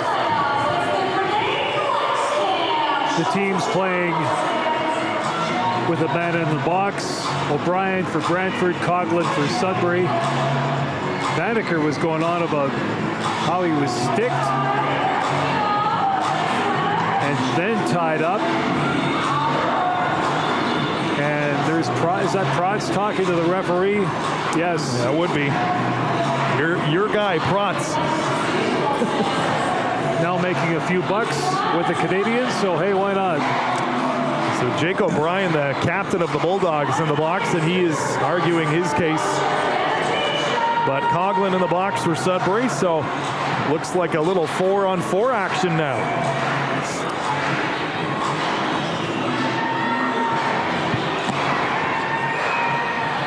Face-off just outside of the Sudbury zone. Jan Hovan to take the draw for Sudbury. Crowds right back in it here at the Sudbury Community Arena. Brantford will pull it back inside their own zone after winning the draw. Juracek will move it forward. Brantford taking it to center. Brantford on the outside around the Sudbury net. Pass out in front. Picked off by Hovan. Another shot comes, and Frasca had to be careful with that one after Jan Hovan comes to his goaltender and says, sorry about that. Yep, exactly. That'll happen over the course of the game. You mentioned Protz signing that deal with Montreal. Biggest problem for Protz right now, that Montreal defensive line is it's looking pretty good. Looking pretty good, and they've got some key players there, and you know, lots of talent. Reinbacher perhaps moving up from Laval to next year. Protz is going to be hard pressed to get a spot. He'll be playing in Laval for a couple of years. Good opportunity to develop. Play continues inside the Sudbury zone. Gonchar has the puck. He's being shadowed by 1-2 different Brantford skaters. Gonchar will skate it forward. Hovan beyond the Wolves blue line. Across center. Jan Hovan will move around. We were just talking about Owen Protz. Bulldogs have it again. This period a little bit more wide open than what we saw in period number 1, where the Wolves just had 2 shots recorded the entire period. Shots are now 14-7. Jiricek for Brantford. Inside the Sudbury zone, Wolves have it. Picked off by Jan Hovan. Gavin Yules will join the rush. Nemitz, nifty toe drag move off the boards. Kept in, nope, not so much by Gonchar. He's forced to come back to center ice. Artem Gonchar across center, skating into the Brantford zone. Gonchar back to the blue line. Yules, he'll shoot. Glove save made by Ryerson Leinders, who then gives a little hack to the back of the legs of Hudson Chitteroni. A lot of traffic in front of both creases tonight, Rick. Yeah, a lot of that going on. And of course, you know, the forwards, they know what they have to do. They have to get in the direct path of Leinders so he can't see that puck. He can't play that puck, and he'll be challenged. So again, try to throw the goalies off. It goes both ends. I mean, Brantford tries the same thing with Paulo Frasca, so you want to throw them off their game. Face off inside the Brantford zone, won by Sudbury. Ula with a shot. It was blocked, picked up by J.C. Lemieux, who got a rebound, and that one went wide. In fact, all the way back inside the Sudbury zone it goes. Malhotra for Brantford. Brantford, nifty move just inside the blue line. Bulldogs nearly cough it up, but here comes Sudbury the other way, led by Lemieux. Jumping into the Brantford zone, cross-ice pass intended for Chitteroni. Bulldogs cannot clear. Ula shot comes, stick save made by Leinders. A little bit of traffic in front, and he'll hang on for another whistle, approaching the halfway mark of period number 2, still 2-1. Leinders can see that a mile away. That puck looked like a beach ball coming in. So again, Ula wants to move in another 8 to 10 feet, get closer, let his forwards get assembled in front of the net, then fire the puck. Face off inside the Brantford zone. Won by the Wolves against Ula. Cycling it around, seeing some space, gets a shot off, and he fans on it. So back the other direction will come Brantford. Across center. Blake Clayton back to play defense a little bit. Pass that goes right through the blue paint of the Sudbury crease, and the Wolves come back the other way. Speedy Rowan Henderson blasting his way down the wing. Pass out in front, shot comes. Henderson goes through the blue paint again. Leinders looking at the referee. Brantford back the other direction. Into the slot, shot comes, stick save made by Frasca. Another one, and that one was blocked by defenseman Hudson Chitteroni. Wolves back the other way. 2-on-2 rush developing. Henderson with Coughlin. Shot comes, he scores! Using the defenseman as a screen, and it is a 2-2 tie. You couldn't have written up that play any better. Leinders couldn't see that puck. We talked about clarity and vision, being able to see that puck, but in that situation, not a chance. And Coughlin setting up the screen perfectly, firing that puck. We've got a brand new hockey game. Tied up at 2s with 9:29 to go. Do we call him Coughlin clutch? Yeah, why not? What a shot, using the defenseman as a screen, beating Leinders again. Glove side. Well, that's how you do it. You want to set up the screen accordingly. Leinders can't see the puck. It's rifled by him. It's all good. Brantford winning the draw. They'll fire it around the Sudbury net. Bulldogs had a 2-0 lead. They do get another shot. Blocker save, an easy one made by the goaltender Frasca. Puck still deep inside the Sudbury zone. Around the boards it goes. Picked forward by Barahowski. Barahowski to Dean. Dean will jump his way into the Brantford zone, dropping for Chitteroni. Chitteroni around the Brantford net. Good pressure mounting again from Sudbury. Odell at the blue line. Shot comes. Rebound picked up by Barahowski. Another shot comes from Odell. Stick save made by Leinders. Brantford kind of hemmed in their own end a little bit here in this second period. And then Barahowski throwing a heavy hit. Odell another shot from the blue line. Barahowski good job on the forecheck. Dean joining the fun. Barahowski keeping it to the outside. Dean for Sudbury. This Sudbury team a little bit more relentless in this second period. Wolves still on it at the blue line. Odell cross ice to Yules. Yules on the outside looking for a pass. Takes it around the Brantford net. Poke check from Leenders. Shot comes and Yules nearly got Leenders guessing. Wolves have the puck. Comes back to center ice as Testa and Chitteroni collide. Brantford at center. They'll jump their way into the Sudbury zone. Shot comes. Easy glove save made by Frasca. Forward pass to Chitteroni. Up to Lemieux. He overskated the puck, but Lemieux will find the loose puck again. Over to Hovan. Shot comes. Pat save made by Ryerson Leenders. Wolves have all the momentum right now inside the Sudbury Community Arena. This is an absolute beauty. 7:45 to go in period number 2. We are tied up at 2s in case you're just joining the broadcast. Wolves back and behind their own net. Hudson Martin will slow it way down for Sudbury. Now he creeps his way forward up to Jan Hovan off the boards. Lemieux will bat it further in. However, they're saying this could be an icing call.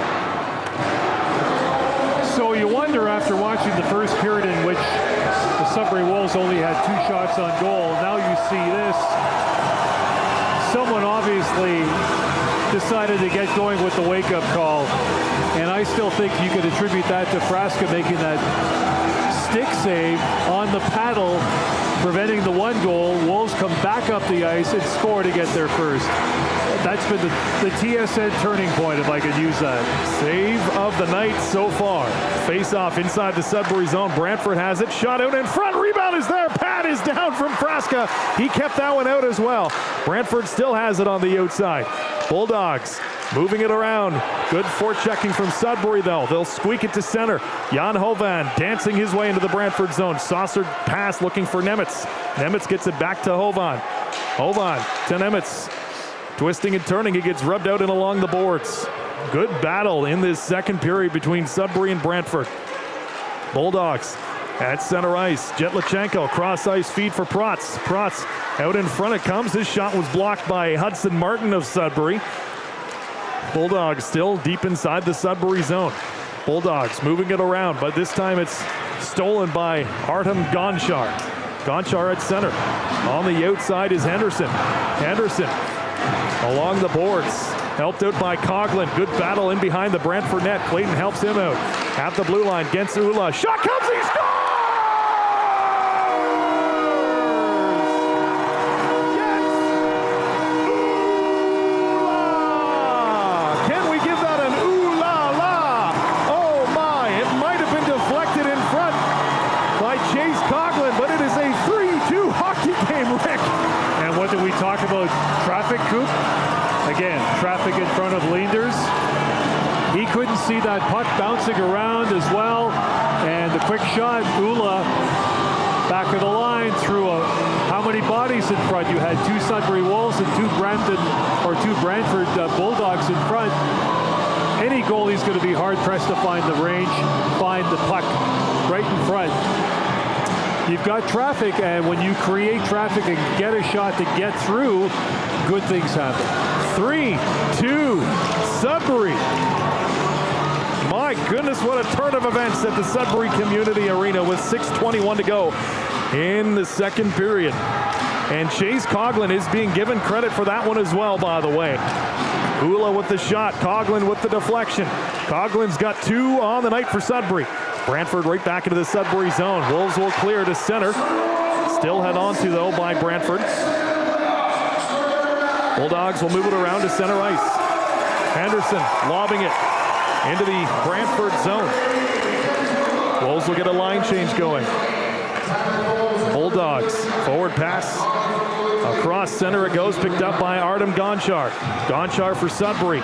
Can't get too far. Back to help out is Hudson Chitteroni. Chitteroni to Gonchar, who puts it to center ice. Angle. Forward pass to Banak. Bulldogs will step into the Sudbury zone.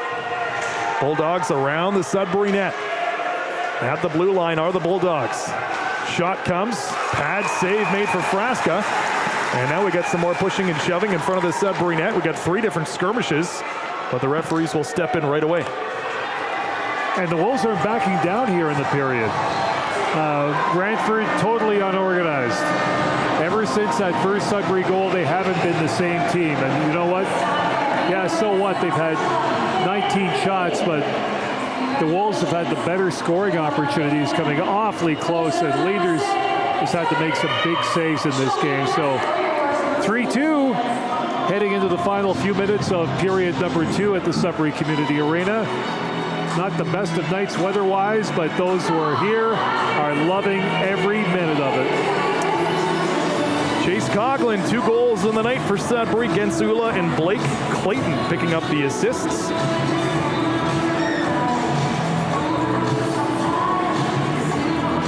What a second period this has been.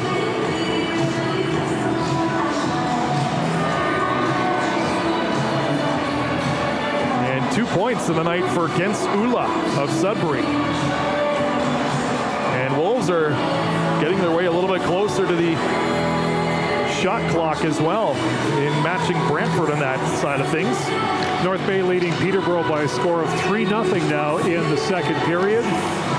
About 7 minutes to go at the Bort Longyear Memorial Gardens. So again, looks like North Bay trying to tie things up at 2 games apiece. Face off inside the Sudbury zone. Clayton, who picked up an assist on that latest Coughlin goal, wins the draw cleanly. Gensula puts it off the glass, and it looks like it hit the mesh first. Yeah, of course, Brantford right off the bat calling for, hey, somebody fired it over. No, it didn't happen that way. So we'll do a little redo here of the face-off. 5:17 to go in period number 2. Again, the Wolves were down 2-0. They've scored 3 in this second period. They're up 3-2. Ula for Sudbury after the Wolves win the draw, lobbing it to center. Henderson forechecking, throws a hit deep inside the Brantford zone. Bulldogs back into Sudbury's territory. Dennis, drop pass opportunity for the Bulldogs. Malhotra around the Sudbury net. Brantford Bulldogs. They can score fast, and they can score a bunch. A shot from the blue line. It goes wide. Puck kept to the outside. Still inside the Sudbury zone. Wolves will clear. Forward pass. Lemieux jumping into the Brantford zone. Lemieux shot comes off the goal post. And then J.C. Lemieux hit by Protz. And Protz is going to go to the box. Rick, I saw what happened. Lemieux got hit. And as he was down, Protz came in with a cross check on the face area of J.C. Lemieux. And Lemieux went right off to the Wolves bench. That was nasty. Well, even for a Montreal draft pick, that's a stupid penalty to be taking at this time of the game. I mean, it's 3-2, and you want to pull that right now? Okay. If you're Jay McKee, you can't be impressed with that. What are they going to give him here? They're going to talk things over. They're going to look at this. I'm not surprised. He may get a 5. Well, the 5 is on the board right now. Well, the initial hit was fine. The initial hit was A-okay. It was the stick coming down on the face of Lemieux afterwards, which is what they're going to look at. And Lemieux is at the Wolves bench with a towel. He went straight to the Wolves bench, and he's still being looked at as we speak. That was a nasty play. We don't like to see that. I mean, look, play the game. You want to be a cheap shot artist, go play for Anaheim and put on a Radko Gudas sweater if you want to pull that kind of nonsense. But as we know, as we saw last night, Toronto and Anaheim, you do things sometimes on the ice. There's always payback. So I'm curious to see. 5-minute majors on the board against Owen Protz right now. Yeah, but they're going to review the video. That could be downgraded here as well. So.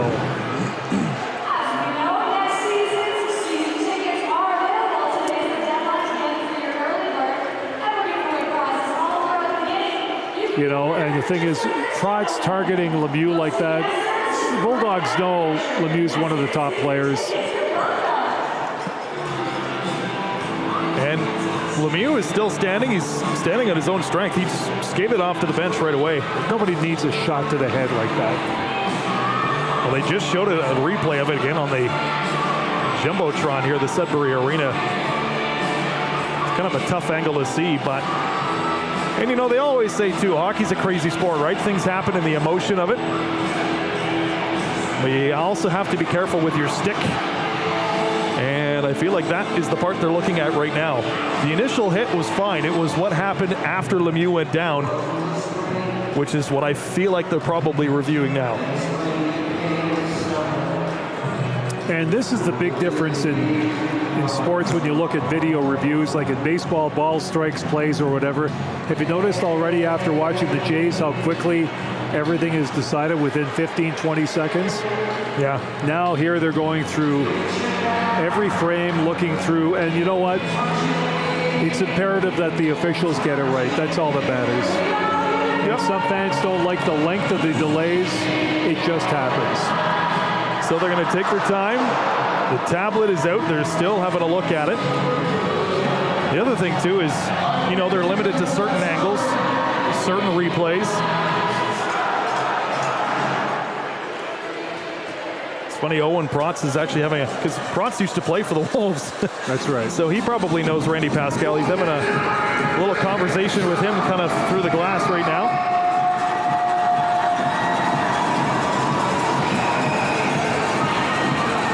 Okay, boys,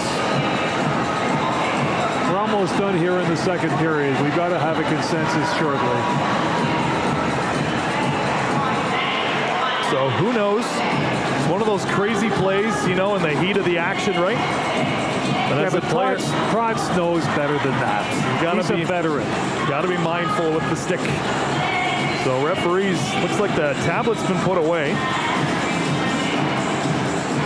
Chase Coughlin standing nearby, wondering what the consensus is going to be. Charlie Paquette of the Bulldogs. I think Rick and I are just as curious as to what the final call is going to be here. Tablet is officially put away. And now we'll await the call. Head coach Jay McKee looking on from the Brantford bench. Message is being delivered to penalty box area. It's going to be a... No, they're explaining to Sudbury. Sudbury wants a 5. They're not going to get it. It's going to be a deuce. 2-minute minor. Yeah. Because you can see the referee talking to... I believe it's Chase Coughlin. It was Coughlin that got the explanation, and the thing is, okay, it's a deuce. I think the initial call is going to be a check to the head. But we can double check that one. Check to the head contact. You can break it down any which way you want. Minor hockey, that's 5 in a game right there. Here, you're playing a totally different, the officiating is different, but in minor hockey, automatically, you don't allow that. So, I can't make those calls anymore. I'm a retired referee now. Hey, we just tell you, listeners, what we see. That's it. And what we saw wasn't pretty. It was penalty worthy, so it is going to be a 2-minute minor to Owen Protz. Wolves on the power play. They're up 3-2. And we are set to go here with 4.5 left in period number 2. Wolves win the draw at the blue line. Artem Gonchar handing it off to Hovan to the side of the Brantford net. Shot comes and a pad save made by Leenders. It was Barahowski with the one-timer. Gonchar at the blue line. Cross ice to Lemieux, who appears to be okay after receiving that hit. Jan Hovan will step in, handing it into the corner. Barahowski, Gonchar, shot comes, rebound in front, actually went off the helmet of Adam Nemitz, who will then kick it back to Jan Hovan. Jan Hovan back to the blue line. Gonchar was waiting. To Lemieux, back to Gonchar. Gonchar to Hovan. Hovan, shot comes, blocker save made by Leenders. Hovan had that top shelf picked. Gonchar winds up, slapper, rebound is there. In front of the net was Barahowski. Berehowski couldn't get a shot off. Brantford unable to clear. Gonchar just inside the blue line. Another shot deflected by Berehowski. Pile up in front. And then Berehowski's going to the Wolves bench in a little bit of discomfort. 3.5 minutes left in the period number 2. J.C. Lemieux for Sudbury will skate it into the Brantford zone. Does not get too far. He's held up just in front of the Sudbury bench. Brantford on a penalty kill. Taking their time, and they're going to lob it the distance. Nearly a 2-on-1 rush inside the Sudbury zone. Chitteroni at center ice for Sudbury. Jumping into the Brantford zone. Off to the side. Nemitz got his stick on it all the way to the blue line where Lemieux was waiting. 3 minutes to go, and a pass from Lemieux. He's shaking his head in frustration as he put that outside of the Brantford zone, so the Wolves will have to jump right back in. Coughlin over to Nemitz. Nemitz to Lemieux at the blue line. Nemitz again to Lemieux. Lemieux gets a shot off, deflected in front. Where is it? Puck bouncing around like a ping pong ball. Around the Brantford net, Bulldogs find it, and they're gonna lob it the distance with just 5 seconds remaining in the penalty to Owen Protz, as he will be standing ready to come out of the penalty box any second now. Artem Gonchar, as we are indeed back to even strength. Chitteroni to Provorov. Provorov pass out in front, another shot, and a rebound that went off the post. Wolves come close to making it a 4-2 hockey game. Brantford back the other way. 2-on-2 rush developing. Vanacker, shot comes, deflected into the corner. Malhotra, he's got the puck for Brantford. Malhotra, twisting and turning. 2 minutes to go in period number 2. Malhotra trying to get around Hudson Martin, and it's Martin of Sudbury who won that battle. And Henderson, for Sudbury. At center ice. Wolves don't get too far. Brantford will step in. Bulldogs, an opportunity. Shot comes. Blocker save made by Frasca. Bodies flying everywhere. Brantford's got the puck. Inside the blue line. Juracek being kept completely to the outside. Around the Sudbury net. Juracek to the blue line. Dennis will wait. Rister comes high and way wide. Bodies dumped in front of the Sudbury net. Wolves are going to ice it. Therefore, icing with 1:26 to go in period number 2. Well, Brantford started to come back to life here after languishing for about 13 to 15 minutes here in the second period. But again, good effort by the Wolves. Had they expressed themselves as we've seen here in the second earlier in this series could be a different one. Much different, but it's 3-2 Sudbury here heading into the final. $1:25 at the intermission. Face off inside the Sudbury zone. Wolves skaters are gassed right now, by the way. They've been out for quite some time. Chitteroni, Henderson, Provorov. Face off. Won by Brantford. Bulldogs are on it. Bulldogs to the outside. Pass out in front. Couldn't get a shot off. Bulldogs still have it though. Wolves are still gassed inside their own end. Juracek will wait. Can't get a shot off. He's watched by Henderson. Owen Protz, fresh out of the box, gets a shot off in front. And that one is blocked as well. Wolves will clear the distance. And now Sudbury will get the line change that they need desperately. All 5 skaters look out. Stretch pass. Fortunately for Wolves fans, the pass was not on the tape. Otherwise, that would have been a potential 2-on-0 for Brantford. Brantford in the final minute of play in period number 2. They get the puck back inside the Sudbury zone. Frasca, the skater for Brantford, has it. Bulldogs just inside the blue line. Protz can't get a shot off, so he passes forward. Shot eventually comes, and it's blocked by Jan Hovan. Bulldogs on the outside. Juracek, shot comes out in front. Rebound is there, picked up by goaltender Frasca. A lot of sticks hacking and whacking. 20 seconds to go in period number 2. Brantford trying to tie this one up at the tail end of the frame. Brantford's on it. Shot on. Stick save made by Frasca. On the outside is Odell. He's going to put it off the glass. Final 5 seconds. No, Brantford still has possession. Opportunity. Bulldogs out in front. A shot that did not get on net. But man, oh man, what a final 5 minutes of period number 2. Good pressure by Brantford there. They've come back to life, but the Wolves, well. They've got a big third period coming up with a 3-2 lead. And again, after being down by a couple, they managed to scratch and claw, get a big save. That was the key. Paulo Frasca with a big paddle save. Turn the tide for the Sudbury Wolves. You make the save at one end of the ice. You come back down the ice, and you get your first goal. Then you get a second. Then you get a third. That's our hockey game right now. So I want to see what team is going to show up here in the third period for the Sudbury Wolves if they played the way they played in the second. Shots 22 for Brantford after 2 periods of play, 19 for Sudbury. And that period, it was Blake Clayton, his first of the postseason from Coughlin and Ula. Coughlin then scored his first from Henderson and Martin, and then Coughlin again from Ula and Clayton. Yep, it was a multi-point period for Blake Clayton and Chase Coughlin. Rick and I will step out for a little bit. We're going to hand things off to our good pals from Behind the Bench podcast. They're going to take things away for period number 2, intermission. Hello, folks. Welcome back to the BTB live stage here. And what a second period, fellas. It is a 3-2 hockey game in favor of the Sudbury Wolves. Much different than the first intermission. I think we're going to have a much different tune here, Mason. And we're joined by friend of the show, Alex Folk here. Folky, how you doing? This is your debut on the BTB live stage. Thanks for having me, Al. The vibe's electric in here. For half the barn tonight, it's pretty loud. Well, absolutely, and that was one of my points that I made here for this second period. Not the biggest crowd on a Tuesday night, not a primetime night. Weather's been brutal outside.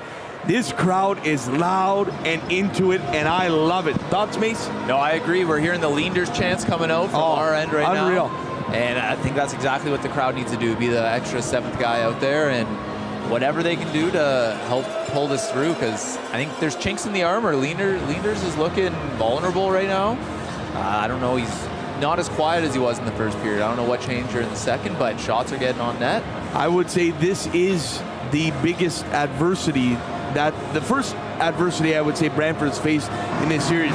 Dare I say this might be the first time they're not in the lead in this period, first time trailing in this series. So a wild one, a wild second period. Like we said, the crowd is into it, and I definitely agree that Brantford showed some vulnerability in this one. Let's talk about Chase Coughlin, fellas. I've been waiting for this kid to have a game for a long time. The Shoresy boy, wow, what a period. Got physical, mixed it up, obviously went to the box. He set up the Clayton goal on the tip pass, and then, wow, we got some motorcycles happening here. Sorry, folks, bear with us. But what a period from Chase Coughlin, scoring twice as well. Folky, your thoughts? You mentioned him. I said midway through the first, I said he's playing really well, and he had a shift against their captain. He was one-on-one the whole shift against him. I said he's playing well, and then he buried 2 in a row, and that's a lot of motorcycles out. They're revving it up here. It's loud in here. Just like you know, Al, like when you're in a playoffs like this, you need good leadership. I remember getting called up to your team in minor Adam, and back in the day, Chip was a great leader, just like he is now. But you know, he's setting the tone, and he's buried 2, and he's playing a lot of good shifts. So it's good to see. Mason, your thoughts on Chase Coughlin's second period? My thoughts right now, I think this t-shirt cannon can get over this net and I can catch one on the stage. on live, that'd be electric. My thoughts on Cogs. He is the leader of this team at this point. His buddies are gone. He's seen it all. He's been on that. He was on this team 2 years ago when they had their opportunity to really make a run. So he knows what it takes to win. He's seen teams that have lost, and I think he's willing this team to where they need to get to for this game. Yeah, definitely. Now, taking it back to I mentioned this to you guys at the start of the period. Mason analyzing the t-shirt toss here. But right at the start of this second period, guys, Ryder Bolton of the Brantford Bulldogs, who is not afraid to mix it up here, skates by Frasca, which is a big no-no in the OHL. You do not skate by the opposing goalie. He went right up to Frasca, was peeking at him. I don't know, your thoughts on that? Was that something the Wolves responded to? Your thoughts on that? Something I noted. I thought it was Bush League. Hey, anything for them to grasp onto and just motivate them a little bit more. We've seen Henderson going at Leanders from the bench. Leanders is anyone that goes in front of his net, he's making sure they know that he's there. He turned up Henderson earlier. He had a blocker or a stick up high earlier. So I think the Wolves are going to be responding and crashing the net just as hard, and Bolton's playing games like that. Yeah. Your thoughts on that, folks? I mean, I just think you're playing one of the best teams in the league, right? And you know, you've seen a series like the Flint series where that one's getting away, and you got a Wolves team who's the 8th seed, and they're in the last 2 games. And if you watch the last 2 games, other than right in front of the net, they're playing some really good hockey. And today's been great, and especially in that second period, we've seen a lot of really good chances. So I think if they can come out and do this, and think of the older guys too, they don't want to leave, and they don't want this last game to be Thursday night in this barn. If they can just keep playing hard against this team, I think you know, you can stretch it. And the longer it goes on, the more crazy things can happen, right? Definitely. The Wolves, I think, I thought a very timid first period, and I thought they gave Brantford quite a bit of respect, which I think has been a common theme here. And the Wolves, not a great second period team, I think really took it to them. I think Barnes obviously maybe got them going in the room, but I want to mention some adjustments that I noticed. I think the Wolves were kind of sitting back a lot in that first period, trying to trap and play a lot more on the defensive side of pucks, not trying to make mistakes, I would say, in that period, in that first period. Whereas the second period, they stretched the ice right out, sending that 2 guys high, flying the zone and just flipping pucks out and chipping pucks out. Kept it really simple, and they simplified it. And I think the biggest message, like you mentioned, only 2 shots in the first period. They're up to 19 right 17. now. Yeah, 19. We got 19 or 17? No, it's 17. Yeah, 17 in that period. Thanks for the quick math there, Mace. But I think that was a massive point in the room. You have to shoot the puck. 3 points that I had: stretch, simplify, and shoot. Your thoughts on the adjustments from the staff? The stretch pass is working. You saw Brantford actually pulling it off a little bit in the first, and the Wolves are just giving the medicine right back to them. It's worked. JC Lemieux, he's due for one today. He's going to catch a stretch pass, and something's going to happen. A couple of the passes across ice haven't worked out as well as he's wanted to, but Brantford's done a good job of just clogging up that lane, but he's due for one for sure. So yeah, keep going with the stretch, and they have simplified things. They just iced the puck when they needed to. It's almost going back to high school hockey, Chip. For sure. Folk, your thoughts on the adjustments made from the first period? Yeah, the biggest difference for me is their power play. In the first period, they were very, not moving stagnant. A lot. Yep. Stagnant is a good word. A lot of east-west and nothing to the net. They got really down low in the second period. They kind of looked like Coop did in our BTB SPAT event. But you know, they're working the puck down low. They're finding the seam to the guy high, and when we're penetrating down low, that's leaving the guy open in the slot, and that's the result of the last 2 goals. So if they keep doing that, the next 2 games, we might be back here in Game 6. For sure, and we've seen Brantford actually resort to a trap in that period themselves, right? They noticed, and they're making adjustments to the Wolves as well. So I think keeping them guessing as well and not being so predictable was huge to their success. A note I made, guys, at the start of this second period was that the Wolves need some sustained 5-on-5 pressure, which they did not have in the first period. And did they ever find it a lot? And a lot off the rush in this period. So again, a kudos to the staff for making those adjustments. We have Clayton from Coghlan and Eula, a 3-point period from Chase Coghlan, guys. Coghlan scoring twice. That's exactly what you said.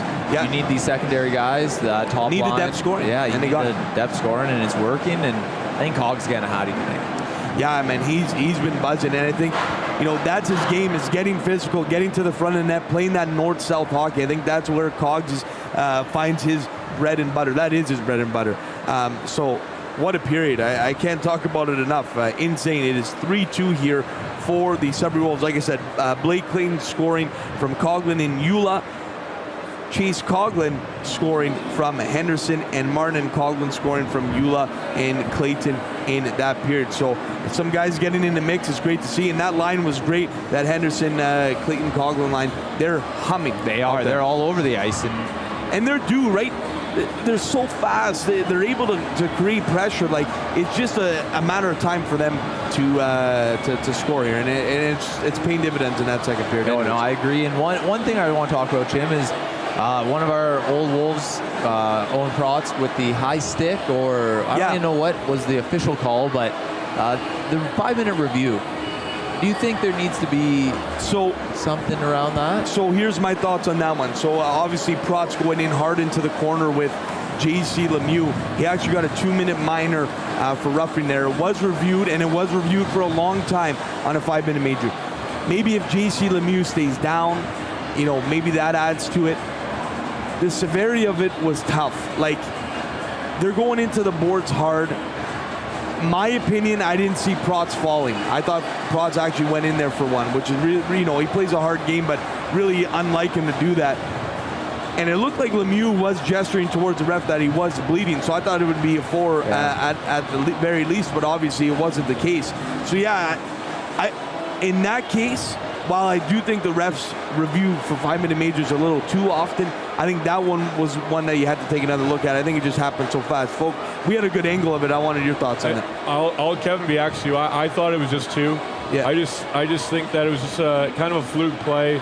He was trying to play hard, and there was no blood. If there was blood, that would have been 4. I don't know. It's playoff hockey. It's going to get a little more rough than the regular season. I don't think that was a 5, but even when they came on that 2-man power play, that 2-minute power play, they had a lot of good pressure. And you can see Chase down low. He was far post, banging for the stick. So he really wants that third one. I think I agree with Mace. He might get it in the next 20 minutes here. Yeah. And it showed that Ryerson Leaders is a human. He's a human being. They're actually finding ways to score on him, which is great. Point-blank shots, too, right? So, again, Wolves are looking at opening the ice here, and I think they've done a great job of that. I'm going to be interested to see in Brantford's response here in the third. Let's take a look around the league, guys. In the third right now in Guelph, it is still 1-0 for the Windsor Spitfires. At the end of 2 in North Bay has taken a commanding 3-0 lead over the Peterborough Petes. In Niagara, at the end of 2, it is 3-2 Barrie. At the end of 2, we're all tied up in Saginaw between Kitchener and the Saginaw Spirit. Also at the end of 2, it is 1-0 for the Ottawa 67s in Kingston. And in the Sioux, 2-1 at the end of 2 for the London Knights. So some tight hockey games here, fellas, in the OHL. Minus 1. It's nice to see playoff hockey. I think the biggest thing too, guys, maybe your thoughts. You guys, we have some playoff hockey experience over here on this panel, but I think that when the series flips over to the next city, or to now going into the next set of home games, I think there is a big discrepancy. We got travel now for that team that maybe takes a commanding lead at the start. There is a lot that goes into the flip in a series. I think it makes a big difference in games. Thoughts? I just think it favors the Wolves, if anything, right? For sure, in this series particularly, yeah. They're used to this travel, and when it comes down to it, it's that seed of doubt. You see it in all sports too, right? And if they can win one here, that you never know what can happen going to the next game. Mason? Yeah, no, I was on a bus to Windsor last week, and you feel it for a few days. It's not like you just hop off the bus and you can buzz like you did. Obviously, the Wolves are used to it, like Folk just said, but maybe Brantford has the bus legs right now. They looked a little slow, or not slow, but just playing different in that second period. So maybe that travel is wearing out. They probably came in last night. Yeah. So they had the day, but just in an uncomfortable environment. Definitely agitated. I do have some inside info. The Bulldogs ate at the keg last night. My buddy served him, and he has the flu, so maybe they're there we go. Maybe they're battling the flu tonight. Who knows? That is an unconfirmed report, ladies and gentlemen. We are not confirming that here. Very unconfirmed. Very unconfirmed report here on the BTB live stage. But, I would say, coming into Sudbury, this is not an easy place to play. I don't care how big the crowd is, how little the crowd is. You just come to this barn. It is tough to play. You got the tight visitors dressing room. It is not tailored to an away team at all. Definitely and not. I would say seeing that Wolf would suck 3 times in that period, too. Yeah, Leander's walk. He had a great angle to it. And then you hear the band, too. I don't know if this is electric. Sudbury secondary or what's going on. No idea. We need to get some insights there. But the band's making it loud in here, helping out the crowd noise with some of the attendance issues due to the storm. It's going to be an electric third period, Jim. What are the keys to success? Well, I think a big thing, if you're the Sudbury Wolves, I would not stop playing the way you're playing. Now, mind you do have a 1-goal lead here, but I think you go and try and get another. 1 goal is not enough against Brantford, and it can turn around quick. So I think you got to go, keep stretching, keep playing the way you're playing, keep playing hard, because obviously Brantford's on their heels here. And if I'm Brantford, it's, all right, let's settle down. Let's get back to our game, stay out of it, and find your way back into it. They will get chances in this third period. It's just going to happen. This team is unbelievable off the rush. The chances are going to be there, and they're just going to have to look to capitalize them. Folk, your thoughts? I totally agree. That they had a scary odd man rush in the last 2 minutes. Yeah. So you alluded to that, Al. If you give them that chance, 6 times out of 10 they might bury it. So if you can just keep our sustained pressure in the D zone or in the O zone, and then find a way to get back and stop those odd man rushes, maybe get one early, I think we can pull this one off tonight. Yeah, I think we just the Wolves need to get some pucks out. There are many times at the end of that right-handed period, shot. I forget who was on the point there, but he blocked 2 coming out, and that puck's just got to get out. So whatever they can do, high off the glass, anything like that, they're playing strong enough defense to maintain it within their zone. So I have full confidence the Wolves can pull this one. Absolutely. I think there's everything to play for. And I think Sudbury Wolves teams prior, especially going down 2-0, would have a tougher time getting up for a game like this. And I don't know, there is a lot of motivation on this team. I think there's a lot to play for. Playing time, a spot on the team next year, right? There is a ton to play for if you're a Sudbury Wolf. And why not shock in the world too, right? There's a lot to play for, trying to knock off the top dog. The players are coming onto the ice. I'm interested to see if Ryder Bolton goes for a lap around Paulo Frasca here in this intermission here. I'll be interested to see that. But yeah, any other quick points here heading into the third? I want to see Gonchar keep moving that puck north, and then we just got to bang some bodies early and try to score one, because I guarantee you, they're not done scoring tonight. Yeah, I think the Wolves need one more, and they should be able to sit comfortable, but Leanders could shut the door right now. So I think 11 more shots, we get to 30. Yeah, absolutely. Keep shooting that puck. Ryder Bolton confirmed did not go for a lap around Frasca. That's a big change, ladies and gentlemen, in that period. So we're going to send it off to the fellas. Apologies for the motorcycles. We're revving it up here at the Den. We'll send it off to Coop and Rick. Those beauties over there will be back for the post-game review on the BTB Live stage. Ciao. Welcome back inside the Sudbury Community Arena. Brian Cooper alongside Rick Wyman. As always, a shout out to our good pals from Behind the Bench podcast. Make sure you check them out. Some great content online. But hey, all the focus comes to period number 3. Man, we look back at period number 1. Brantford exited that period, outshooting Sudbury. Honestly, a combined 9 shots in that first period. It was 2-0 Brantford. Sudbury mustering just 2 shots. Then we shift to period number 2. No goals for Brantford. Sudbury outshot Brantford 17-15. They got 17 shots on net in the second period alone, and they scored 3 times to take the lead. And that's where we sit starting in period number 3. I would have loved to have been a fly on the wall, especially in the Brantford dressing room after that second period, because I'm sure that Bulldogs coach Jay McKee could not have been impressed after his team took a 2-0 lead and squandered that after that miraculous save by Frasca. Then the goal back down the ice, and it's been a different hockey game. Well, puck is dropped. Third period officially underway. Brantford looking for the equalizer for the first time this game. In fact, there have been no situations like this in this series. Brantford has the puck inside the Sudbury zone. Bulldogs are on it. At the blue line is Sandu. Wind up, pass out in front. Stick save made by the goaltender Frasca. Bulldogs will get it right back. Paquette dropping at the blue line. Sandu purposely sending it wide and around the Sudbury net. The forward Frasca for Brantford will get it back to center ice as Brantford will clean things up and then move it forward again around the Sudbury zone. Sandu will get nailed by Barahowski for good measure. Opportunity for the Bulldogs. Pass out in front. Stick went flying. Bulldogs able to maintain possession. Not for long, though, is Chase Coughlin, who, by the way, is on hat-trick watch for Sudbury right now, picking up his first and second of the postseason back in period number 2. Have you got a hat to throw on the ice? I don't know. I never see you with a hat. Really? Like maybe a cap or something, but when you come to the games, don't you wear a hat? Not usually, no. Yeah, no. Okay. It's a brisk walk with my long legs to my car. Oh, it's brisk this evening. It's brisk, baby. Well, play continues. Brantford inside the Sudbury zone. Good defensive work done by the Wolves. They'll get it to center ice. Gonchar jumping into the Brantford zone on the outside. His shot was blocked. Henderson joined the fun. Coughlin was there too. Coughlin and Henderson actually collided in the corner. Wolves are in deep. Jan Hovan to help out. Wolves are changing up defensemen as Finn Kearns will take a shift for the Wolves. Sudbury deep inside the Brantford zone. Kearns, wrister coming, deflected high, right in front. Coughlin caught it, dropped it, put it back on the blue line where Hudson Martin was waiting. Martin a shot, deflected into the glass. Puck remains in play.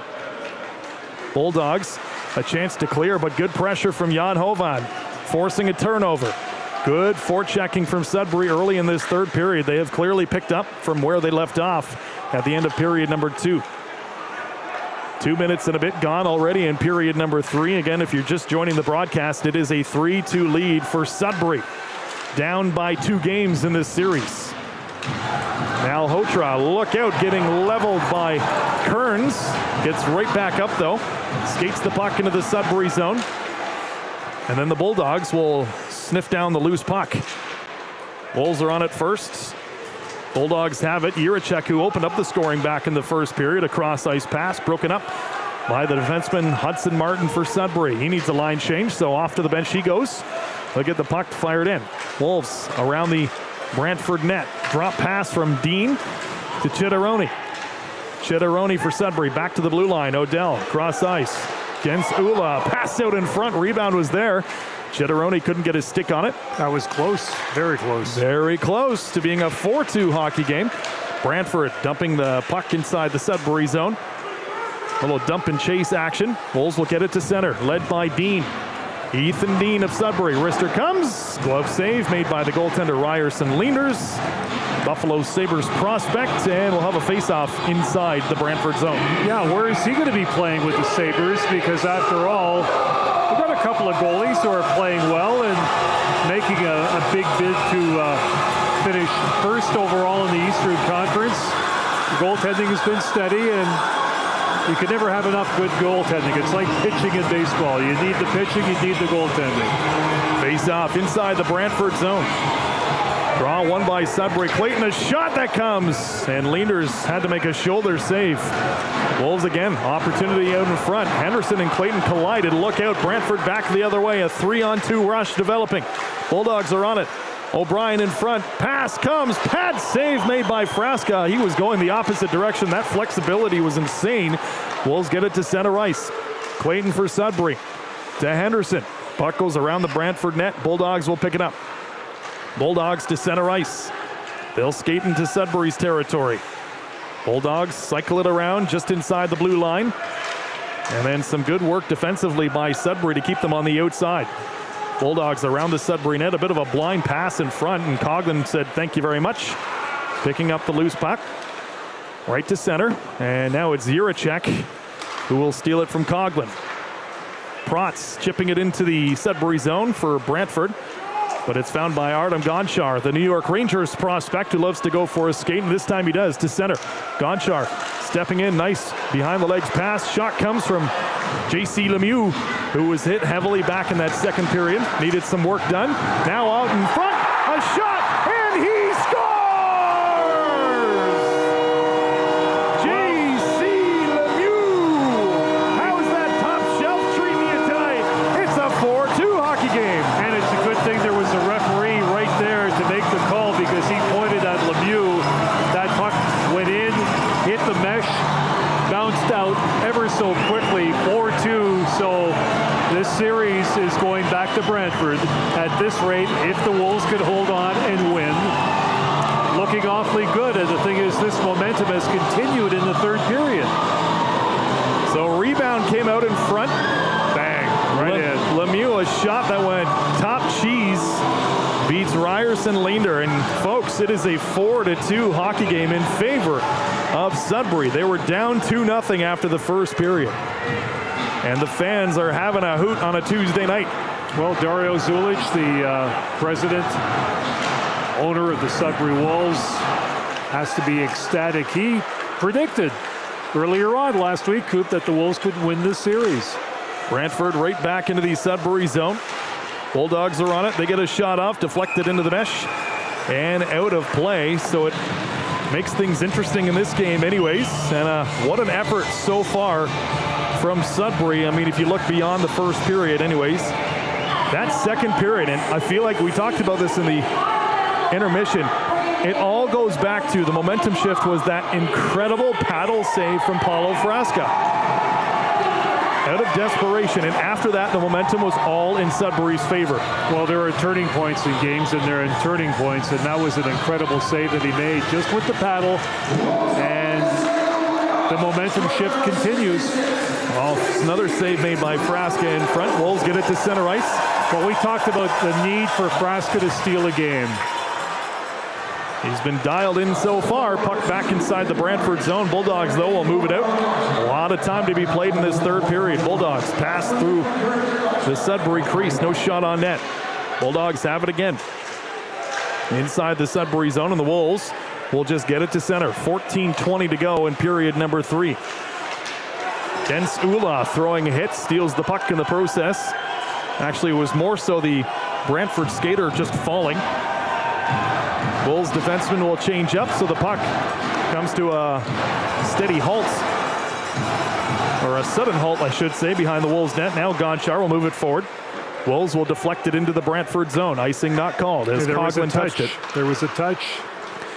Brantford to center ice. Banach trying to get around Artem Gonchar, and he's going to go to the box for that. Interference likely to call. So Brantford is going to get a gift on the power play here, almost halfway through period number 3.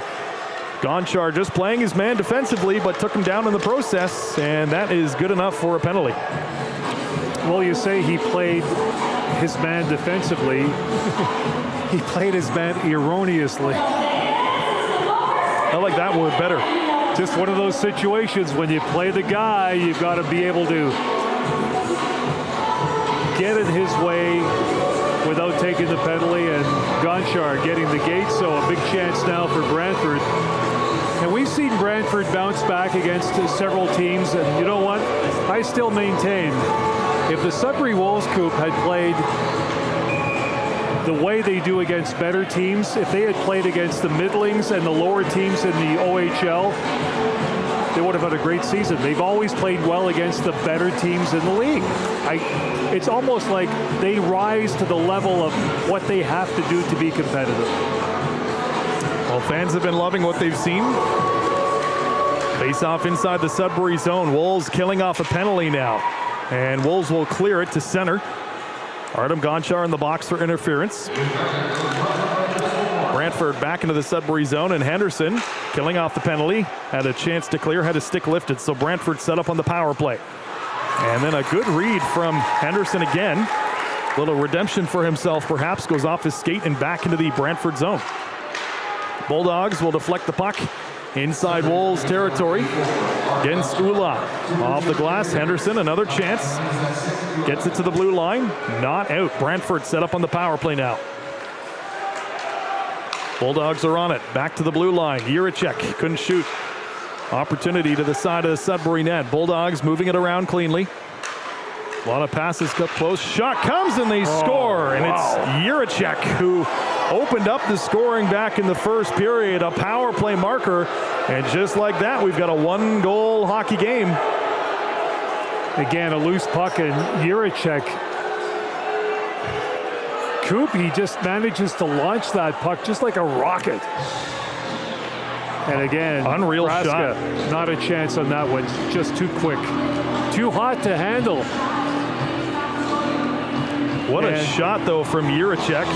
And Jiricek with a couple of goals, and Doug Armstrong of the St. Louis Blues apparently in the building, according to my good friend John Walton. And hey, why not? He scored twice. Armstrong's got to be improved. He's a St. Louis Blues prospect. Face off, won by Brantford.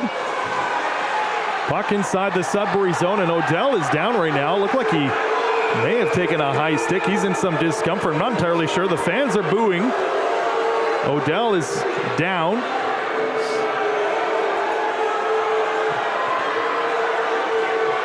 What do we got here? The referees are going to have... See, we're looking at this right now. It looks like Odell was clipped high.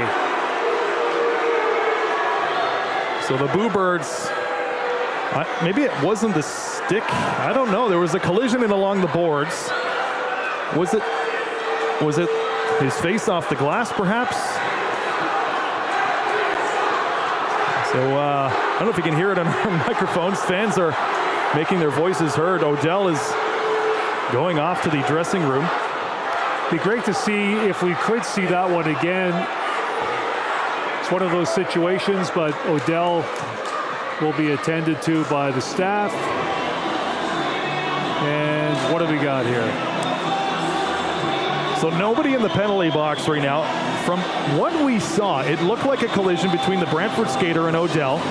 And either Odell hit his face off the glass or maybe off of the helmet of the Brantford skater. Perhaps it didn't look like anything malicious from the Brantford skater. His back was faced towards Odell, and they collided like that going into the boards. See, Odell, maybe he was clipped as the Brampton player was trying to free himself. Well, Testa is in the box. Okay. Now they're going to review it. Maybe it was inadvertent. Didn't look like it was deliberate. And they got a 5 on the board right now. Well, he drew blood. So the thing is that it all depends on how the referees view this in terms of intent and with the blood. But my confusion is I didn't see the stick come up. Maybe from behind as he drew his stick up, maybe the butt end caught down Odell at the time. Bad angle for us, Coop. But then again, if it's a double minor, it would be just a 4-minute, right? If it was high sticking. That's right. So they've got 5 on the board right now, which is Dan behind the scenes with the Wolves broadcast crew says perhaps the check to the head is what they're looking at right now. As Testa is in the box for Brantford. 12:40 remaining in the third period.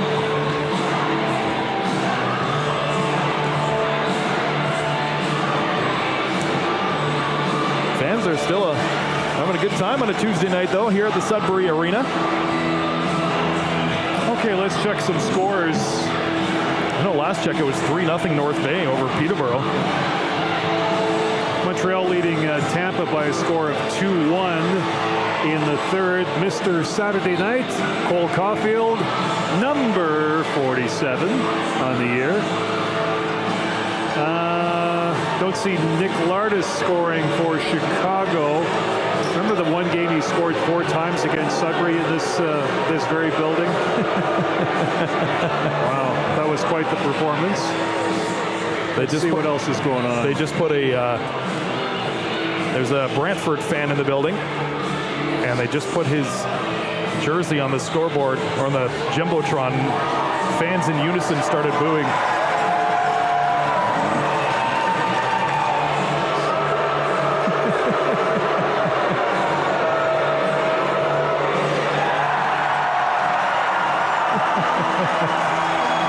And they're putting a Wolves fan with a Wolves jersey on. They're having a boo contest. Hey, why not? All right. Okay, let's check the OHL scoreboard here. So conversation looks like the review is done. It's a 2-minute minor on the board. Okay, it's North Bay 4, Pete's no score. Third period with about 8 minutes to go. Barrie leading Niagara by a score of 4-2. Ottawa 1, Kingston no score in the third period. Wow. And for you Sueites, Greyhounds trail London 2-1 in the third. So some interesting scores, of course, out of town. Here, 4-3 Sudbury. And Wolves are indeed going on a power play, by the way. Looks like we're ready to drop the puck with 12:40 remaining in period number 3. Well, they're just calling 2-minute minor. a 2-minute minor to Testa. Wolves win the face-off inside the Brantford zone, set up on the power play. And look out, a near steal for Malhotra. He does get it. And And joining him will be Jiricek. They'll just leave the puck inside the Sudbury zone. Jiricek for Brantford and Chase Coughlin of Sudbury on hat-trick watch. Wolves have it across center ice. Wolves will skate into the Brantford zone. It gets deflected into the Brantford bench. Therefore, a whistle comes on the play. Well, I've got a hat and you're not tossing it because I'll need it just walking to the car. It's cold outside. What kind of hat you got there, Rick? A Kangol, a very stylish black hat, very warm, very comforting. Yes. I see a scarf too, very nice. Yeah, well, it was blustery coming to the game tonight. I don't see you as a scarf type guy. Well, you know what? Got to protect the vocal cords. Weather is so important, as you well know. It's true. It's true. I got to do a morning show in the morning. Well, play continues. Exactly 12 remaining in period number 3. 4-3 Sudbury. Wolves on a power play. Adam Nemitz will glide his way into the Brantford zone. Wolves set up on the power play. Gonchar to Lemieux. Cross ice feed to Barahowski. They're looking for that one-time shot. Now at the blue line, Gonchar. He'll wait, handing it off to Lemieux. Shot comes, rebound, pass out in front, and Leenders moves it to his defenseman to play. A dangerous move, but hey, got the job done. Yeah, Leenders with the big paw came out and knocked that puck aside. Wolves back in their own ends. Close call in the power play. They move it just beyond the Sudbury blue line. Nemitz inside Brantford zone with J.C. Lemieux, who then gets powered into the boards. Takes a hit to make a play. Barahowski keeping it in for Sudbury. Barahowski at the blue line. Cross ice to Martin. Martin on the outside. Jan Hovan on the power play. Back to the blue line to Hudson Martin. Hudson Martin for Sudbury to Hovan. Hovan waits in the corner. Pass out in front. Lemieux, one-time opportunity.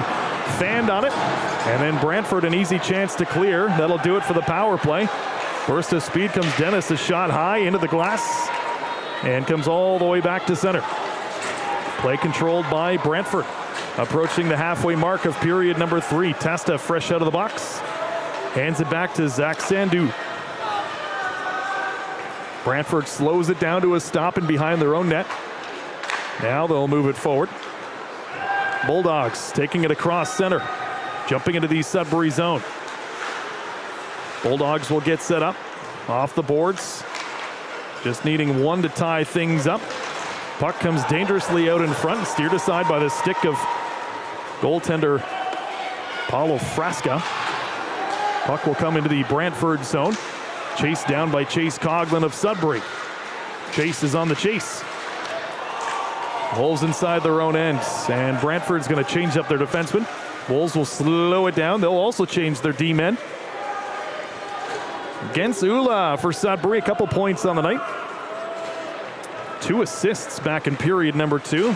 9:40 to go here, Coop. This is so crucial for the Wolves to hang on here. Wolves do get the puck inside the Brantford zone. Clayton, Barahowski, and Henderson on the forecheck. 9:20, as Rick said. Brantford back the other way on the forecheck. Gensula finding the loose puck. He's just going to lob it to center ice. Obviously not nearly enough for icing. Brantford will move it around inside their own end. Defenseman to defenseman. Now they'll get it to center. Vanacker, backhand style, deflecting it into the Sudbury zone. Blake Clayton back to help out defensively, though. Around the boards, he will wire it. No ice. No icing. It'll go inside the Brantford zone. Under 9 minutes to go in period number 3. Again, Wolves are up 4-3. Wolves have changed up their forwards. Nemitz out there with J.C. Lemieux again. Lemieux at center, helped out by Nemitz. Bulldogs across center, getting inside the Wolves' end. On the outside, Bulldogs can't get a shot off. Now they do. It's deflected wide. Frasca not needing to make a save for Sudbury. Puck deflects into the Wolves' bench. Out of play with 8:26 remaining. Hypothetically speaking, Wolves hang on, win this one. This series has a whole new angle because now the onus is going to be on Brantford to try and get a 3-1 series lead come Thursday, whereas the Wolves say, hey, if we won on Tuesday, what can we do if we come back and play the way we did Thursday night to force this? at least a 6-game series. Yep. So, you know what? Winning tonight will mean the world to the Sudbury Wolves to be able to pull one out. Well, face-off one inside the Sudbury zone. Wolves will launch it. It's going to be an icing call. Man, they're just posting the amount for the 50-50 tonight, almost $6,000. The payout. Should have got some tickets, Rick. We should have split. Okay, We could have won. We could have been big winners. Let's talk about this beforehand and come to the game with a strategy. You get the tickets, and then I'll divide the prize amount. I'm sure you will. Play continues inside the Sudbury zone. I'm just kidding. You knew I'd buy tickets. Oh, exactly. It's all goes It's all to a in great fun. cause. Good cause. Good fun. Wolves get the puck out. They're going to ice it again. So back-to-back icing calls made against Sudbury with 8 minutes exactly left to go in period number 3. Okay, I've been in the media between radio and TV since 1975, so over 50 years. I have never won a 50-50 prize at any rink. Really? In Nova Scotia, in Newfoundland, in New Brunswick, in Southern Ontario, and here in Sudbury. You spent time in Newfoundland? Oh, yes, 4 years. That's cool. Very, very cool. You're a beautiful part of the country. Oh, St. John's in the summertime, great, just great. Well, face-off comes inside the Sudbury zone. The puck had been dropped, and then Clayton actually dropped O'Brien. Fans love that. So we'll do a little redo on the face-off dot, and Clayton wins that one. Wolves will wire it around the boards. It's going to go the distance. Will not be called icing this time. Brantford on it. They'll just push it back around their net. We've got 2 Wolves skaters who are deep inside the Brantford zone, Hovan and Adam Nemitz.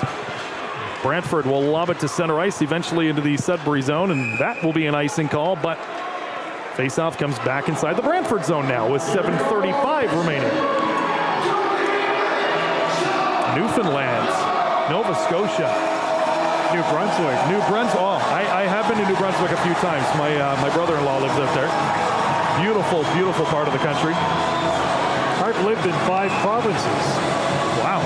Quebec, Ontario, Newfoundland, Nova Scotia, and New Brunswick. Good for you. That's cool. I'm working my way west. Wait. He wants to live in a cabin in the mountains. If you do, I'm going to come visit you, okay? There you go.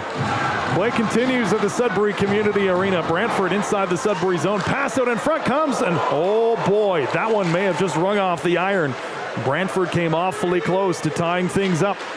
A little over 7 remaining. Brantford, you know they can score in batches. They're buzzing around the Sudbury zone. Van Acker, he's got it to the blue line. Protz. Wrister comes. Blocker save made by Frasca. And then the Wolves will lob it. Not out yet, though. Nemitz back to help out defensively for Sudbury. Around the Wolves net. Brantford maybe smelling a little bit of momentum shift here, perhaps at the tail end of this third period. Puck, I think, went into the Wolves bench again, so with 6:49 remaining. Or hit a glove. Another face-off inside the Sudbury zone. The players never seem to understand. When I was on the ice calling that, half the time the players would have their gloves draped over the bench. Puck comes up, hits them, they go, what's wrong with that? No, keep your gloves to yourself. Don't affect the play. You're not in the play. Face-off inside the Sudbury zone. That draw will be won by the Wolves again. Yules will just put it off the glass to center. Brantford regains possession.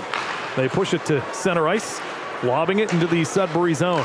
Finn Kearns, who, by the way, picks up an assist tonight, has a puck go off of his stick into the mesh and out of play. That would be a first OHL playoff point for Finn Kearns.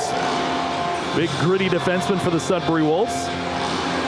Going to be some interesting players coming to training camp in the fall for the Sudbury Wolves. The lineup is going to have a shake-up. You're going to lose some veterans, but again, you're going to get some youth, some new picks. Always like the fall training camp and development into a new season. Always an exciting time. Face off to the side of the Wolves tender. Paulo Frasca. Wolves win the draw. They'll chip it into the Brantford zone with 6.5 remaining in regulation.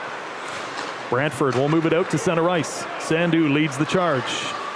On the outside, each watched carefully by Ethan Dean of Sudbury. They get tangled up a little bit. Now they separate. Brantford at the blue line. Sandu trying to get a shot off. He puts it purposely wide. Puck ends up just behind the Sudbury net. Brantford Bulldogs moving it around cleanly at the blue line. Shot comes. That one goes wide. Bodies are flying everywhere, but Barahowski of Sudbury somehow gets it to center ice. He's 1-on-4, so that's as far as he gets. Brantford right back into the Sudbury zone. Trip. And a penalty is coming against Sudbury. Fans are not going to be happy, but Oh, come on. That was another penalty against the Wolves. It was a blatant trip. Guy's trying to make a cut. Gets taken down. Come on. Yep. That's what you call an easy call for the referee. Question is who goes off. It's going to be Barahowski. Yeah, that was Charlie Paquette who got knocked down. 5:43 in the third period. Brantford on the power play. Their last goal was a power play goal. And they're looking for the equalizer. Some of these fans should attend a refereeing clinic. It's, you know, a lot of people just don't know the logistics of what goes on. Calls, non-calls, what have you. It's difficult to explain sometimes, especially to an irate coach whose team is losing by a goal. Timeout. We got a stoppage. Looks like a timeout called by the Sudbury Wolves. Crucial time, Rick Wyman. Very crucial. And you know what? You got to hold on if you're the Sudbury Wolves. And Brantford, you really want to go home. You want to go home with a 3-1 lead at least if you can. But you lose tonight to Sudbury, pressure is going to be on Thursday. Yeah. Because Sudbury's going to be coming like a dog on a bone, knowing that, okay, we beat them once, we're going to beat them again. That's going to be the mindset, and it's going to be reinforced by the coaching staff. Scott Barty's going to say, hey, you did it, you can do it again. Face off inside the Sudbury zone. Wolves killing off a penalty. Barahowski in the box. Brantford sniffing down the equalizer. They won the draw, set up on the power play. O'Brien waits, it's a shot, and it's deflected by Henderson. Wolves will clear. Clayton's going to chase it down into the Brantford zone, shorthanded style, steals it in front, it gets a shot off as well. Good poke check there for Ryerson Leenders, close call. Shorthanded opportunity for Blake Clayton of Sudbury. And he's going to hustle his way over to the Brantford bench. Brantford back into the Sudbury zone. Around the Sudbury net. 5 and change left in regulation. Bulldogs unable to get set up, and the puck goes over the glass. Brantford's going to call for maybe delay of game, but I believe it did deflect off of something. No. That's going to be another penalty to Sudbury.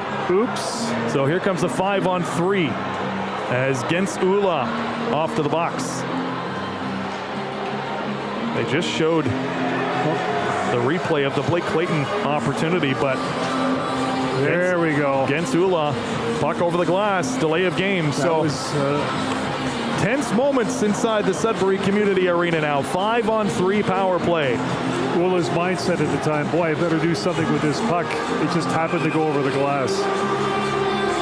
So you've got, on paper anyways, one of the most talented rosters in the Ontario Hockey League on a 5-on-3 power play. They win the draw inside the Sudbury zone. Moving it around. Brantford is on the outside, around the Sudbury net. Just inside the blue line, Malhotra waits, can't shoot, now he does, and he scores. Just like that. It's a tie game. Brantford on a power play, and they will remain on the man advantage as well. So Barahowski on the trip and Ula for delay of game. And it's a 4-4 game. And it's going to be Malhotra, another power play goal for him, and his 5th of the season. So they were trailing by 2. The Bulldogs have come back and tied things up with 4:45 to go, and they will remain on the power play. Well, their power play average this year tops in the league. It's just phenomenal. So that's a stinger for Wolves fans here at the Sudbury Arena. Wolves win the draw, firing it inside the Brantford zone. Now Hotra, 2 goals on the night. Juracek, who has the puck now, 2 goals on the night for Brantford. Bulldogs get it across center. They'll glide their way inside the Sudbury zone. As we've mentioned a few times on this broadcast, and as fans saw all throughout the regular season, Brantford has the ability to score in bunches. They're set up inside the Sudbury zone. Bulldogs, they're on it, just inside the blue line, cutting into the slot now. Bulldogs continuing to move it around. O'Brien, shot comes. That one may have gone off the iron. Shot came from the captain, O'Brien. 4 minutes to go in regulation.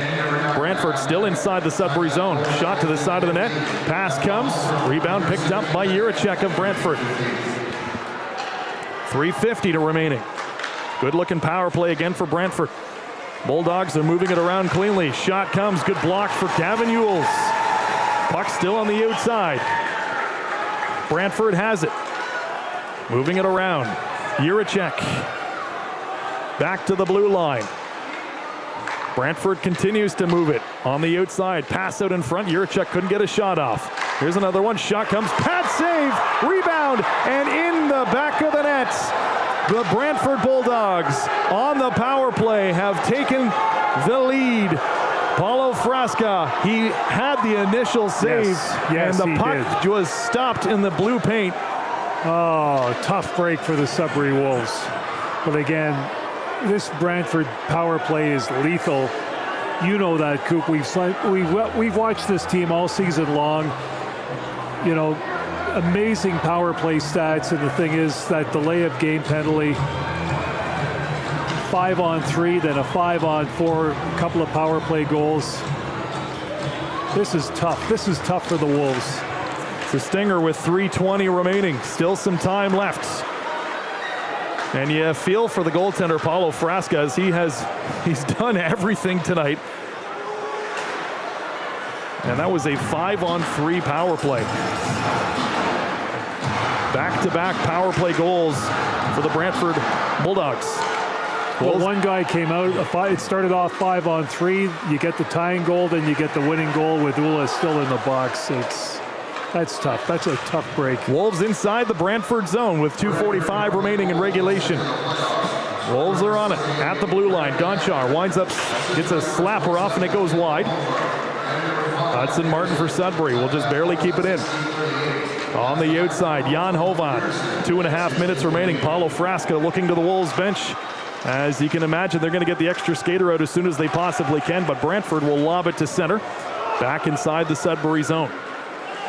Frasca waiting for word from the Wolves bench as to when to come out of the net.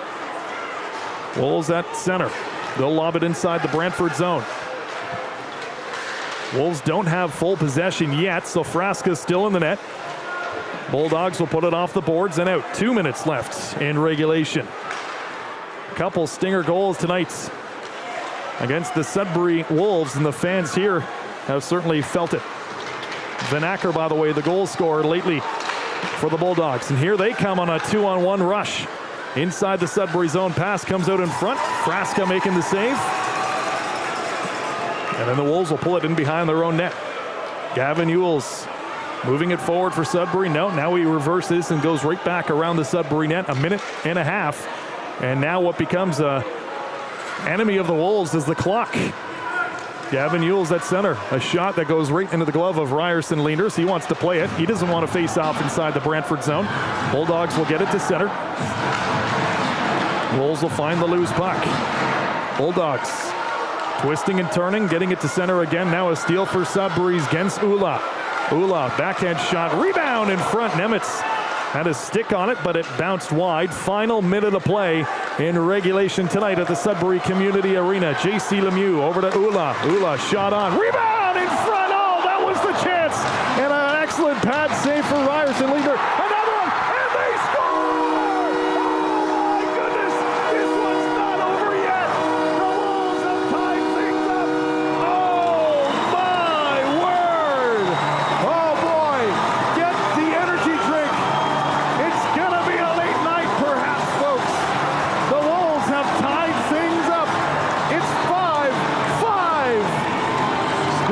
front of the net, couple of whacks at the puck. Lemieux and a couple of players in on the puck, and we'll have to see who got a stick on it, but Linders really just battling to keep it out, and somehow it got in, so okay. We're back to square one. We've got a tie hockey game. Tied up with 50.5 seconds remaining in regulation. Face-off won by Sudbury. Wolves will win the draw. They'll fire it inside the Brantford zone. Bulldogs around their own net. Wolves are on the forecheck. Mules can't maintain the zone. But here comes Brantford inside Sudbury's territory with 30 seconds remaining in regulation. Wolves putting it off the glass and out. This is going to go the distance, but winning the race is Rowan Henderson. Icing not called against Sudbury. What a hustle from number 77 for the Wolves. Final 15 seconds of regulation. Puck in behind the Brantford net. Wolves are on it at the blue line. Odell gets a shot off, deflected in front, and then kicked into the corner. Wolves came close. 5 seconds left on the clock. Brantford the other way. Testa, shot pad save made by Paulo Frasca, and that'll do it for regulation. As now we get some pushing and shoving. Boy, oh boy, some exhausted skaters out there. And Rick Wyman. We're going to another period. We're going overtime. Don't go anywhere. Oh my word. Well, there will be a flood, so these teams need to rest up. We've got another intermission. What a crazy turn of events. Wolves are up 5-3. Brantford comes back, scores 2 on the power play. Jan Hovan, his second of the postseason, ties it up in the final minute of play. Oh my word. Rick and I are going to step out for a break. It looks like we're going to hand things over to the boys from Behind the Bench podcasts, and then we'll be back to take you through overtime action in about 15 minutes time. You're listening to and watching Wolves hockey. Hello everyone, welcome to the BTB live stage back, and I got one thing to ask you guys. How are your nerves? We are going overtime, boys. You knew the game wasn't ending like that. You just knew. You said it, Folky. You said it. You knew the game was going to end it like that. You're here with Alex Chimino, Mason Savage, and guest host, ladies and gentlemen, Alex Folk. Folk, let's send it to the guest of honor. I mean, another insane period of hockey. You take me through it. I mean, we said they needed one more. They got that one more. They played pretty well, and then they got into some penalty trouble. We can talk about that in that last trip later on. You knew with how loud the crowd was tonight, Mace, you knew it wasn't going to end like that. And, there's no way. Very happy to see we're going extra minutes here. Yeah, Mason, your thoughts? Hey, Jim, I have one quote. That's hockey. Really. The fact that you go up 2, you're trying to play the trap, close it down, shut it down. They only had 6 shots that period. And then the penalties come in, and you felt the ice tilt. Like, there's no way Brantford's not going to score a goal. Didn't think they would get 2, but the puck over the glass, I get it's a rule, but in that time, I don't know. It's tough. But what a last 5 minutes of hockey. Oh, like, the whole period was insanity. great. But Let's go. I'll read you the box score here. We'll go goal by goal here. English language here for Chim. Okay, here we go. J.C. Lemieux, you said it, Mason, in the second period intermission. He was due, and boy was he ever. Scoring that key goal that we mentioned, that would honestly help the Wolfers here for sure, going up 4-2, and it starts looking the Wolves' way, and we talk about some major points in this period, fellas. The power plays. Wolves go to the penalty kill 3 times, and the Brantford Bulldogs capitalize 3 times. Jiricek, his second of the night tonight, guys. From the top, just by that J Roadhouse sign that we're looking at right now. That guy can shoot a puck, and he's been phenomenal. And we mention it time and time again. If you send Brantford to the power play, it's going to be very difficult. So Wolves take a penalty there. Then we see an elbow on Odell, guys. Just here at the back. Originally wasn't called. Reverse check. A reverse check. Elbow got up there. They don't call it at first. Then they go look at it for a 5 and reduce it to a 2. Your thoughts on that play there? Well, he left the game too. I think it was meant to be a 2. It definitely should have been called in the first place, but at the end of the day, he's off the ice, and like we said about the trip, as easily that could have been a 5. That one, could have been not called, and ultimately they scored 2 goals. So, what do you think, Mace? I was just glad to see Odell come back out. It's always scary when you see one of the guys get hit in the head, but Brantford's been physical.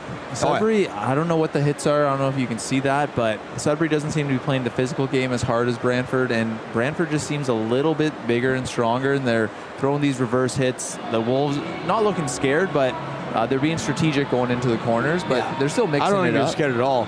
But, I agree with you in that sense, where you said maybe a little more strategic. Yeah, for sure. Yeah. You mentioned it, folk, the tripping call on Daniel Berehowski.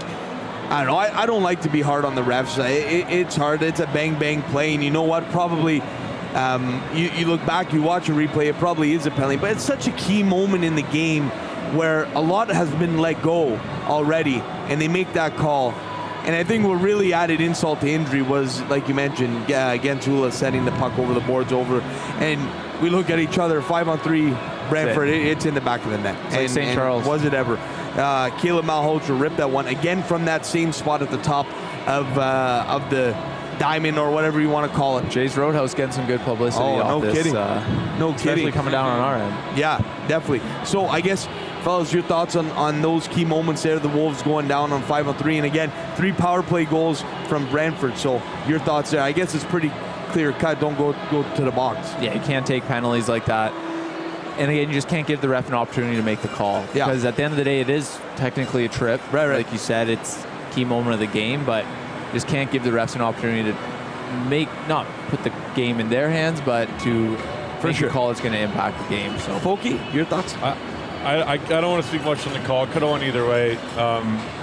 But I just think when you're playing this team shorthanded, it's not ideal. Both the first goal and those last 2 were just changed from the slot. And they're moving the puck back door really well, and they got those really good shots up top. So they're threats from everywhere on the power play. They're really good. And I honestly thought it wasn't that bad of a kill. And they're just really good. So if we just stay out of the box, we've mentioned Chase Colgan a few times, Mace and Chim tonight. Hero. It could be a storybook ending for his hat trick. I don't know if he's had a hattie. We could stat check that after this. Yeah. In the playoffs, but that'd be pretty cool. Definitely not in the playoffs, but yeah. Jan Hovan, guys, scoring on a scramble in front of the net with 50 seconds to go. Wolves are trying to pull Frasca. Couldn't get a whistle to set something up. No timeout. Just kind of going on the fly here, and those guys were out for a bit. Actually, Gentula drove the play on the right side of the rink where we're at here, throwing one on end, and then just a big scramble, and Brantford collapsed, wasn't able to clear it, which is shocking. And Hovan finds a way to bat it in. And I think it shows a lot of character from this Sudbury Wolves team. They could have easily just folded, said, it's done, 3-0, Thursday might be a write-off, but to come back with 2.5 minutes left in a stunned arena, not quiet, but stunned. You saw Frasca make one big save before he left the net. And those boys showed character, and Hovan didn't seem quiet, but wasn't as noticeable as he's been last few games, and he came in clutch when you need him. Yeah, when you need him most, right? You need him. I mean, the place has been electric tonight, and none more electric than that tying goal. And looking around at the crowd, it looks like people are sticking around for this overtime period of hockey. Your thoughts on the crowd, folk, tonight, overall? I mean, obviously it's a bad weather day here in Sudbury, but for the people here, it's really loud, and you kind of felt like it wasn't going to end that way with a few minutes left when they scored. Obviously, we know a lot of good people that work in this organization, do a great job, so I'm really happy for them that they're still in this. Really want them to pull this through. It's just really cool, and even when they were playing that Bulldogs and Wolves jersey thing during that was electric. During that referee interview or playback. That was really cool. So they're into it, and it's fun to see. And this is what playoff hockey's all about, right? Like, you had an overtime game. You're going to remember this series now. I truthfully don't remember last year's playoff run. It was a quick 4 games, right, Jim? You're right, absolutely. Like I mentioned, the Wolves definitely folded more than this. I mean, the effort is there tonight. It's nice to see. It's refreshing to see that, you know, down but not out, and not to be afraid of a top team like this. I mean, if you're a Wolves fan, you cannot be more proud of the boys here tonight. They're hanging with them. They're hanging with them, and they've been playing hard. And, you know, it may be a homer take, but any fan watching this would understand it for both sides of the puck here. Shots on goal here, guys, 30-28 in favor of the Bulldogs. So quite even. The face-off percentages, the Brantford Bulldogs are 24 for 54. Wolves get the edge there, 30-54. And the major one, boys, power plays. The Bulldogs are 4 for 5 on the power play. Wolfers are 0 for 4. So major. So, Chim, can you run us down the overtime rules? Just regular season overtime, continuous 5-on-5? Well, it is, it's not regular season, because regular season would be 3-on-3. But it is playoff hockey. 5-on-5 is just like the NHL, 20 minutes of hockey until we get a winner. So going into this period, fellas, what are we looking? Let's go to you folk. Let's start with Brantford. We'll go through the panel here. Start with Brantford. What are you looking for from Brantford, Alex? I'm looking for them to not have a lot of time in our end. But if you're the coach of Brantford right now, what are you saying? I'm just saying continue that pressure that we had in the last 10 minutes. They're a really good hockey club, and when they're firing, it's really tough to defend that. And if I'm the Wolves coaches, I'm just saying let's find what we had in the second period.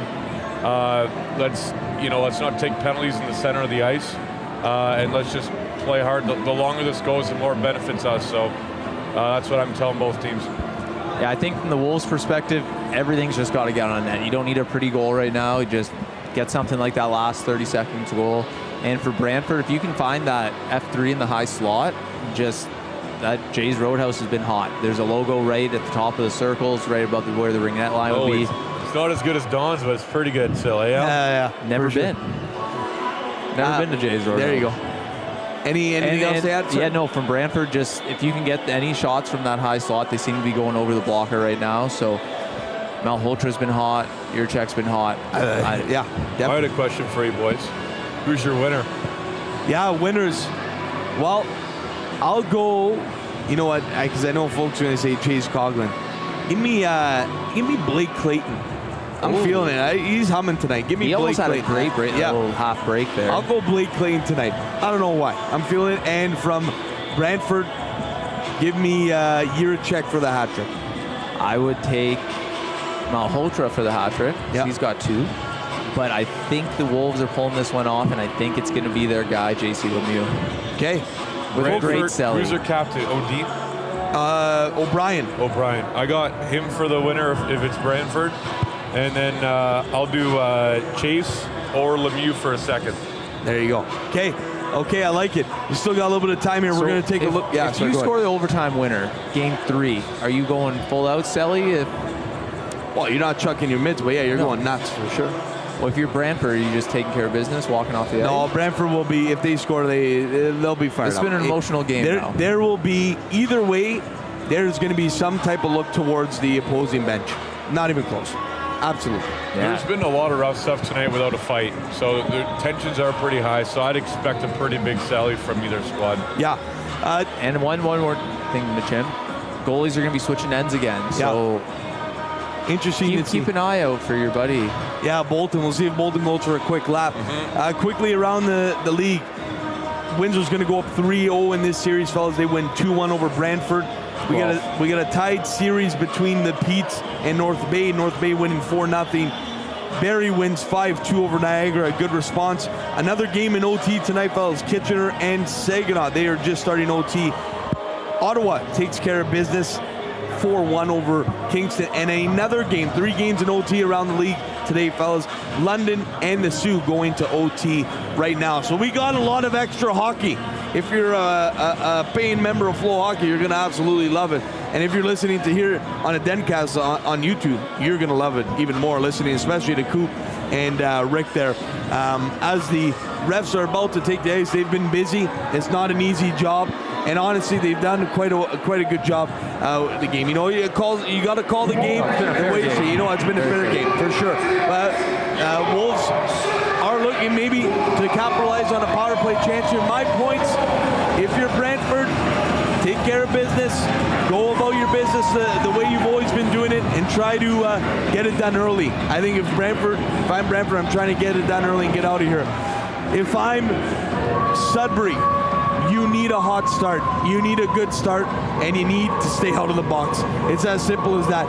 5 on 5, the Wolves have outscored them today. 4 power play goals from Brantford. So if you're the Wolves, stay out of the box, and anything can happen. Just throw it on net. Well, with that, ladies and gentlemen, we are going to turn it over to Rick and Coop for the call. This is the BTB live stage. Thanks to Alex Folk for coming on, Mason Savage, and Alex Chimino. We'll be back for another intermission, a post-game report. We'll see what happens. We're going to send it over to those boys right now. We're out of water. Just grab a couple of, sure. They're pretty good. Where was that, down at the canteen? Just down there. Okay. I don't think they knew, but they're like,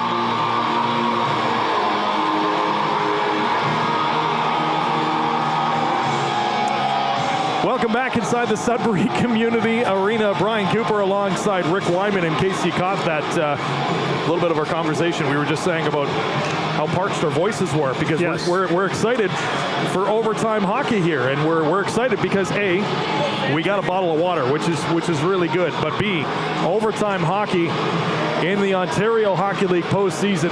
Crazy exciting stuff. So the Wolves were up 5-3 at one point. Let's not forget they were down 2-0.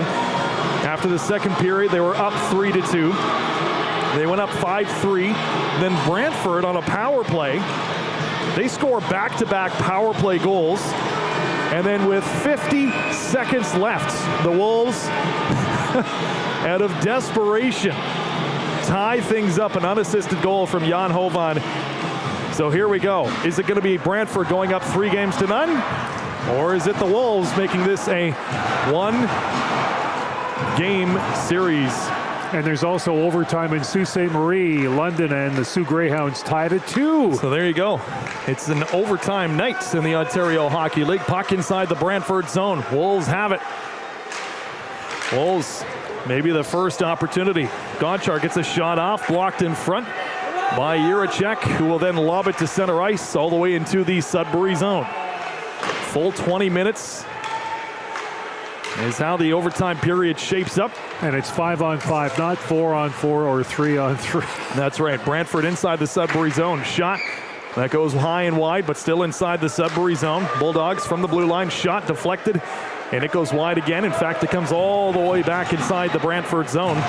First minute of overtime is done. So again, will this be Sudbury with an incredible 6-5 overtime victory tonight, or Brantford taking a 3-0 series lead into Game 4, which is set to go Thursday night, also here at the Sudbury Community Arena?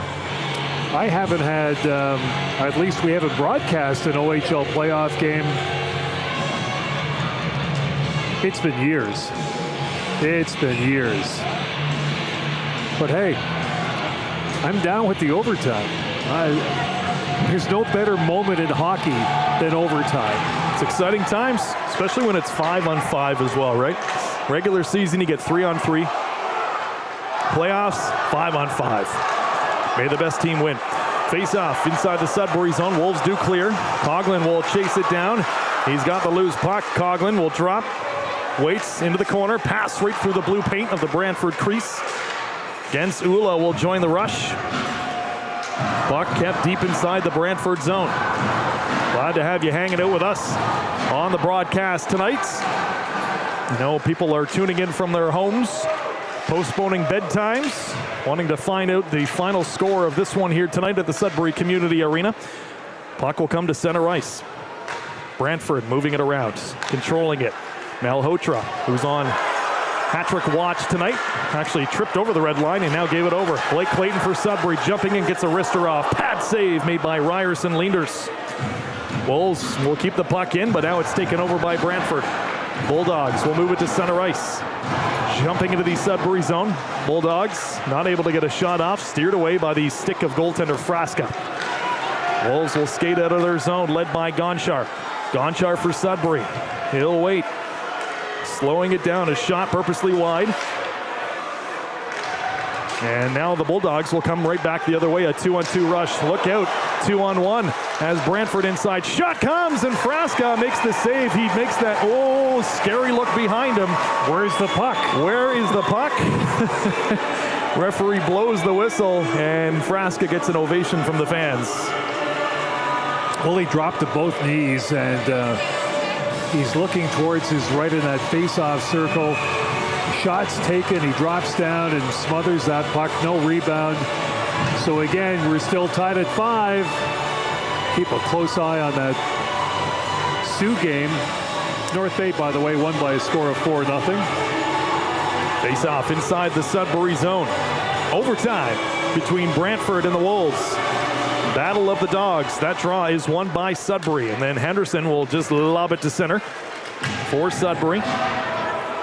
Brantford has it. They'll move it forward. Across center ice they go. Brantford Bulldogs shot from the outside. Shoulder save made by goaltender Frasca into the mesh. And out of play as now Jetlachenko and Chase Coughlin have a little extended conversation. You don't want to get into any rough stuff, especially in overtime. Don't put yourself in a position to take a penalty. No, because if you do, you'll quickly sit and, it's just one of those situations you don't want to put your team in a bad situation. We're doing the jersey bit. Sudbury jerseys, Brantford jerseys. There aren't many Brantford jerseys, but there are a few. Face off inside the Sudbury zone. Coughlin wins it for Sudbury. Puck will go off the glass and then into the Brantford bench out of play. So just like that, almost 3 minutes into overtime and another face-off. No food around. Nothing going on. I guess everything's shut down. Oh, man. I mean, I got some, what are they, breath mints? Can have one of those if you want. It's not going to tie you over for very long. Face off inside the Sudbury zone, won by Brantford. Just inside the blue line, Bulldogs have it. Keeping it on the outside, Bulldogs a shot towards the net. Where is it? Deflecting into the corner. Gavin Ewells, veteran defenseman for Sudbury, finds it. Brantford still has it though, inside the Sudbury zone, and then Ewells is going to take a penalty. We were just talking about that.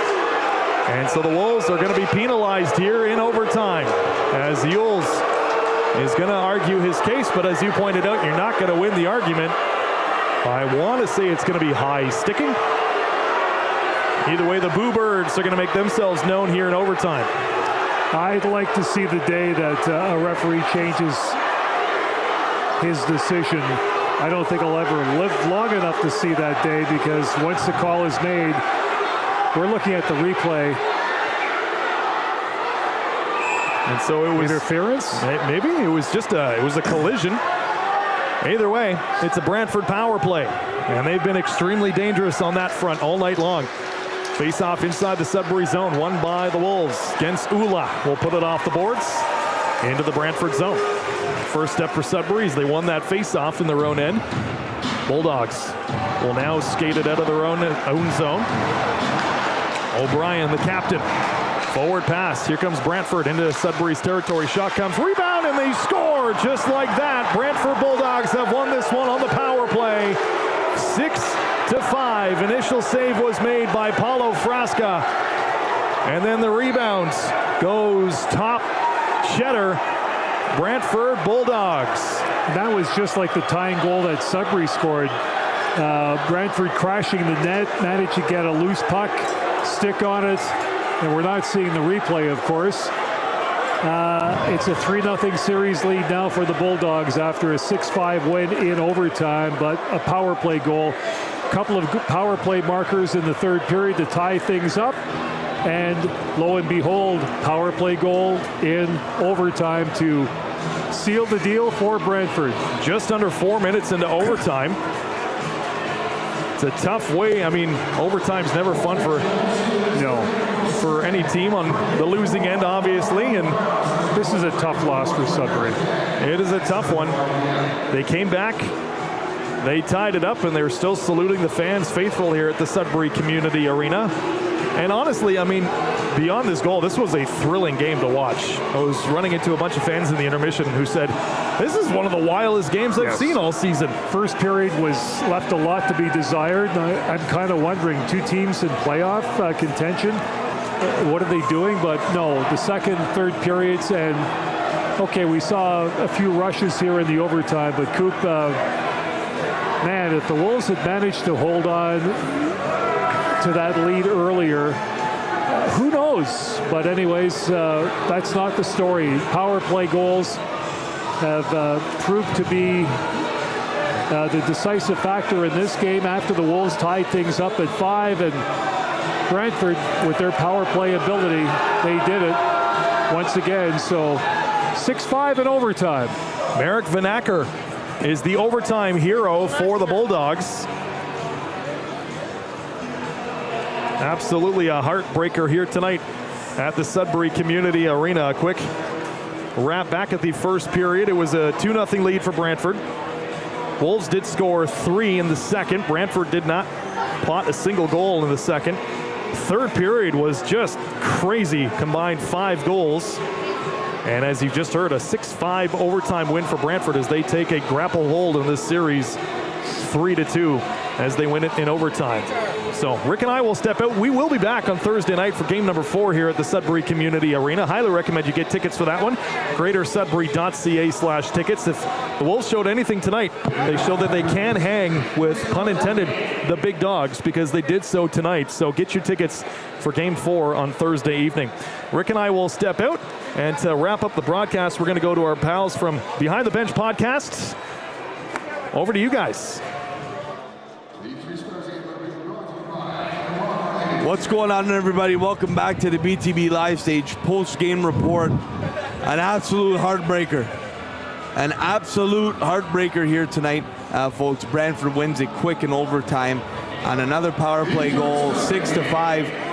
First Italy, now the Wolves. It's a sad day. It's a bad day for me, boys. But take me through the period, boys. The quick overtime period, Mason. I think 3.5 minutes.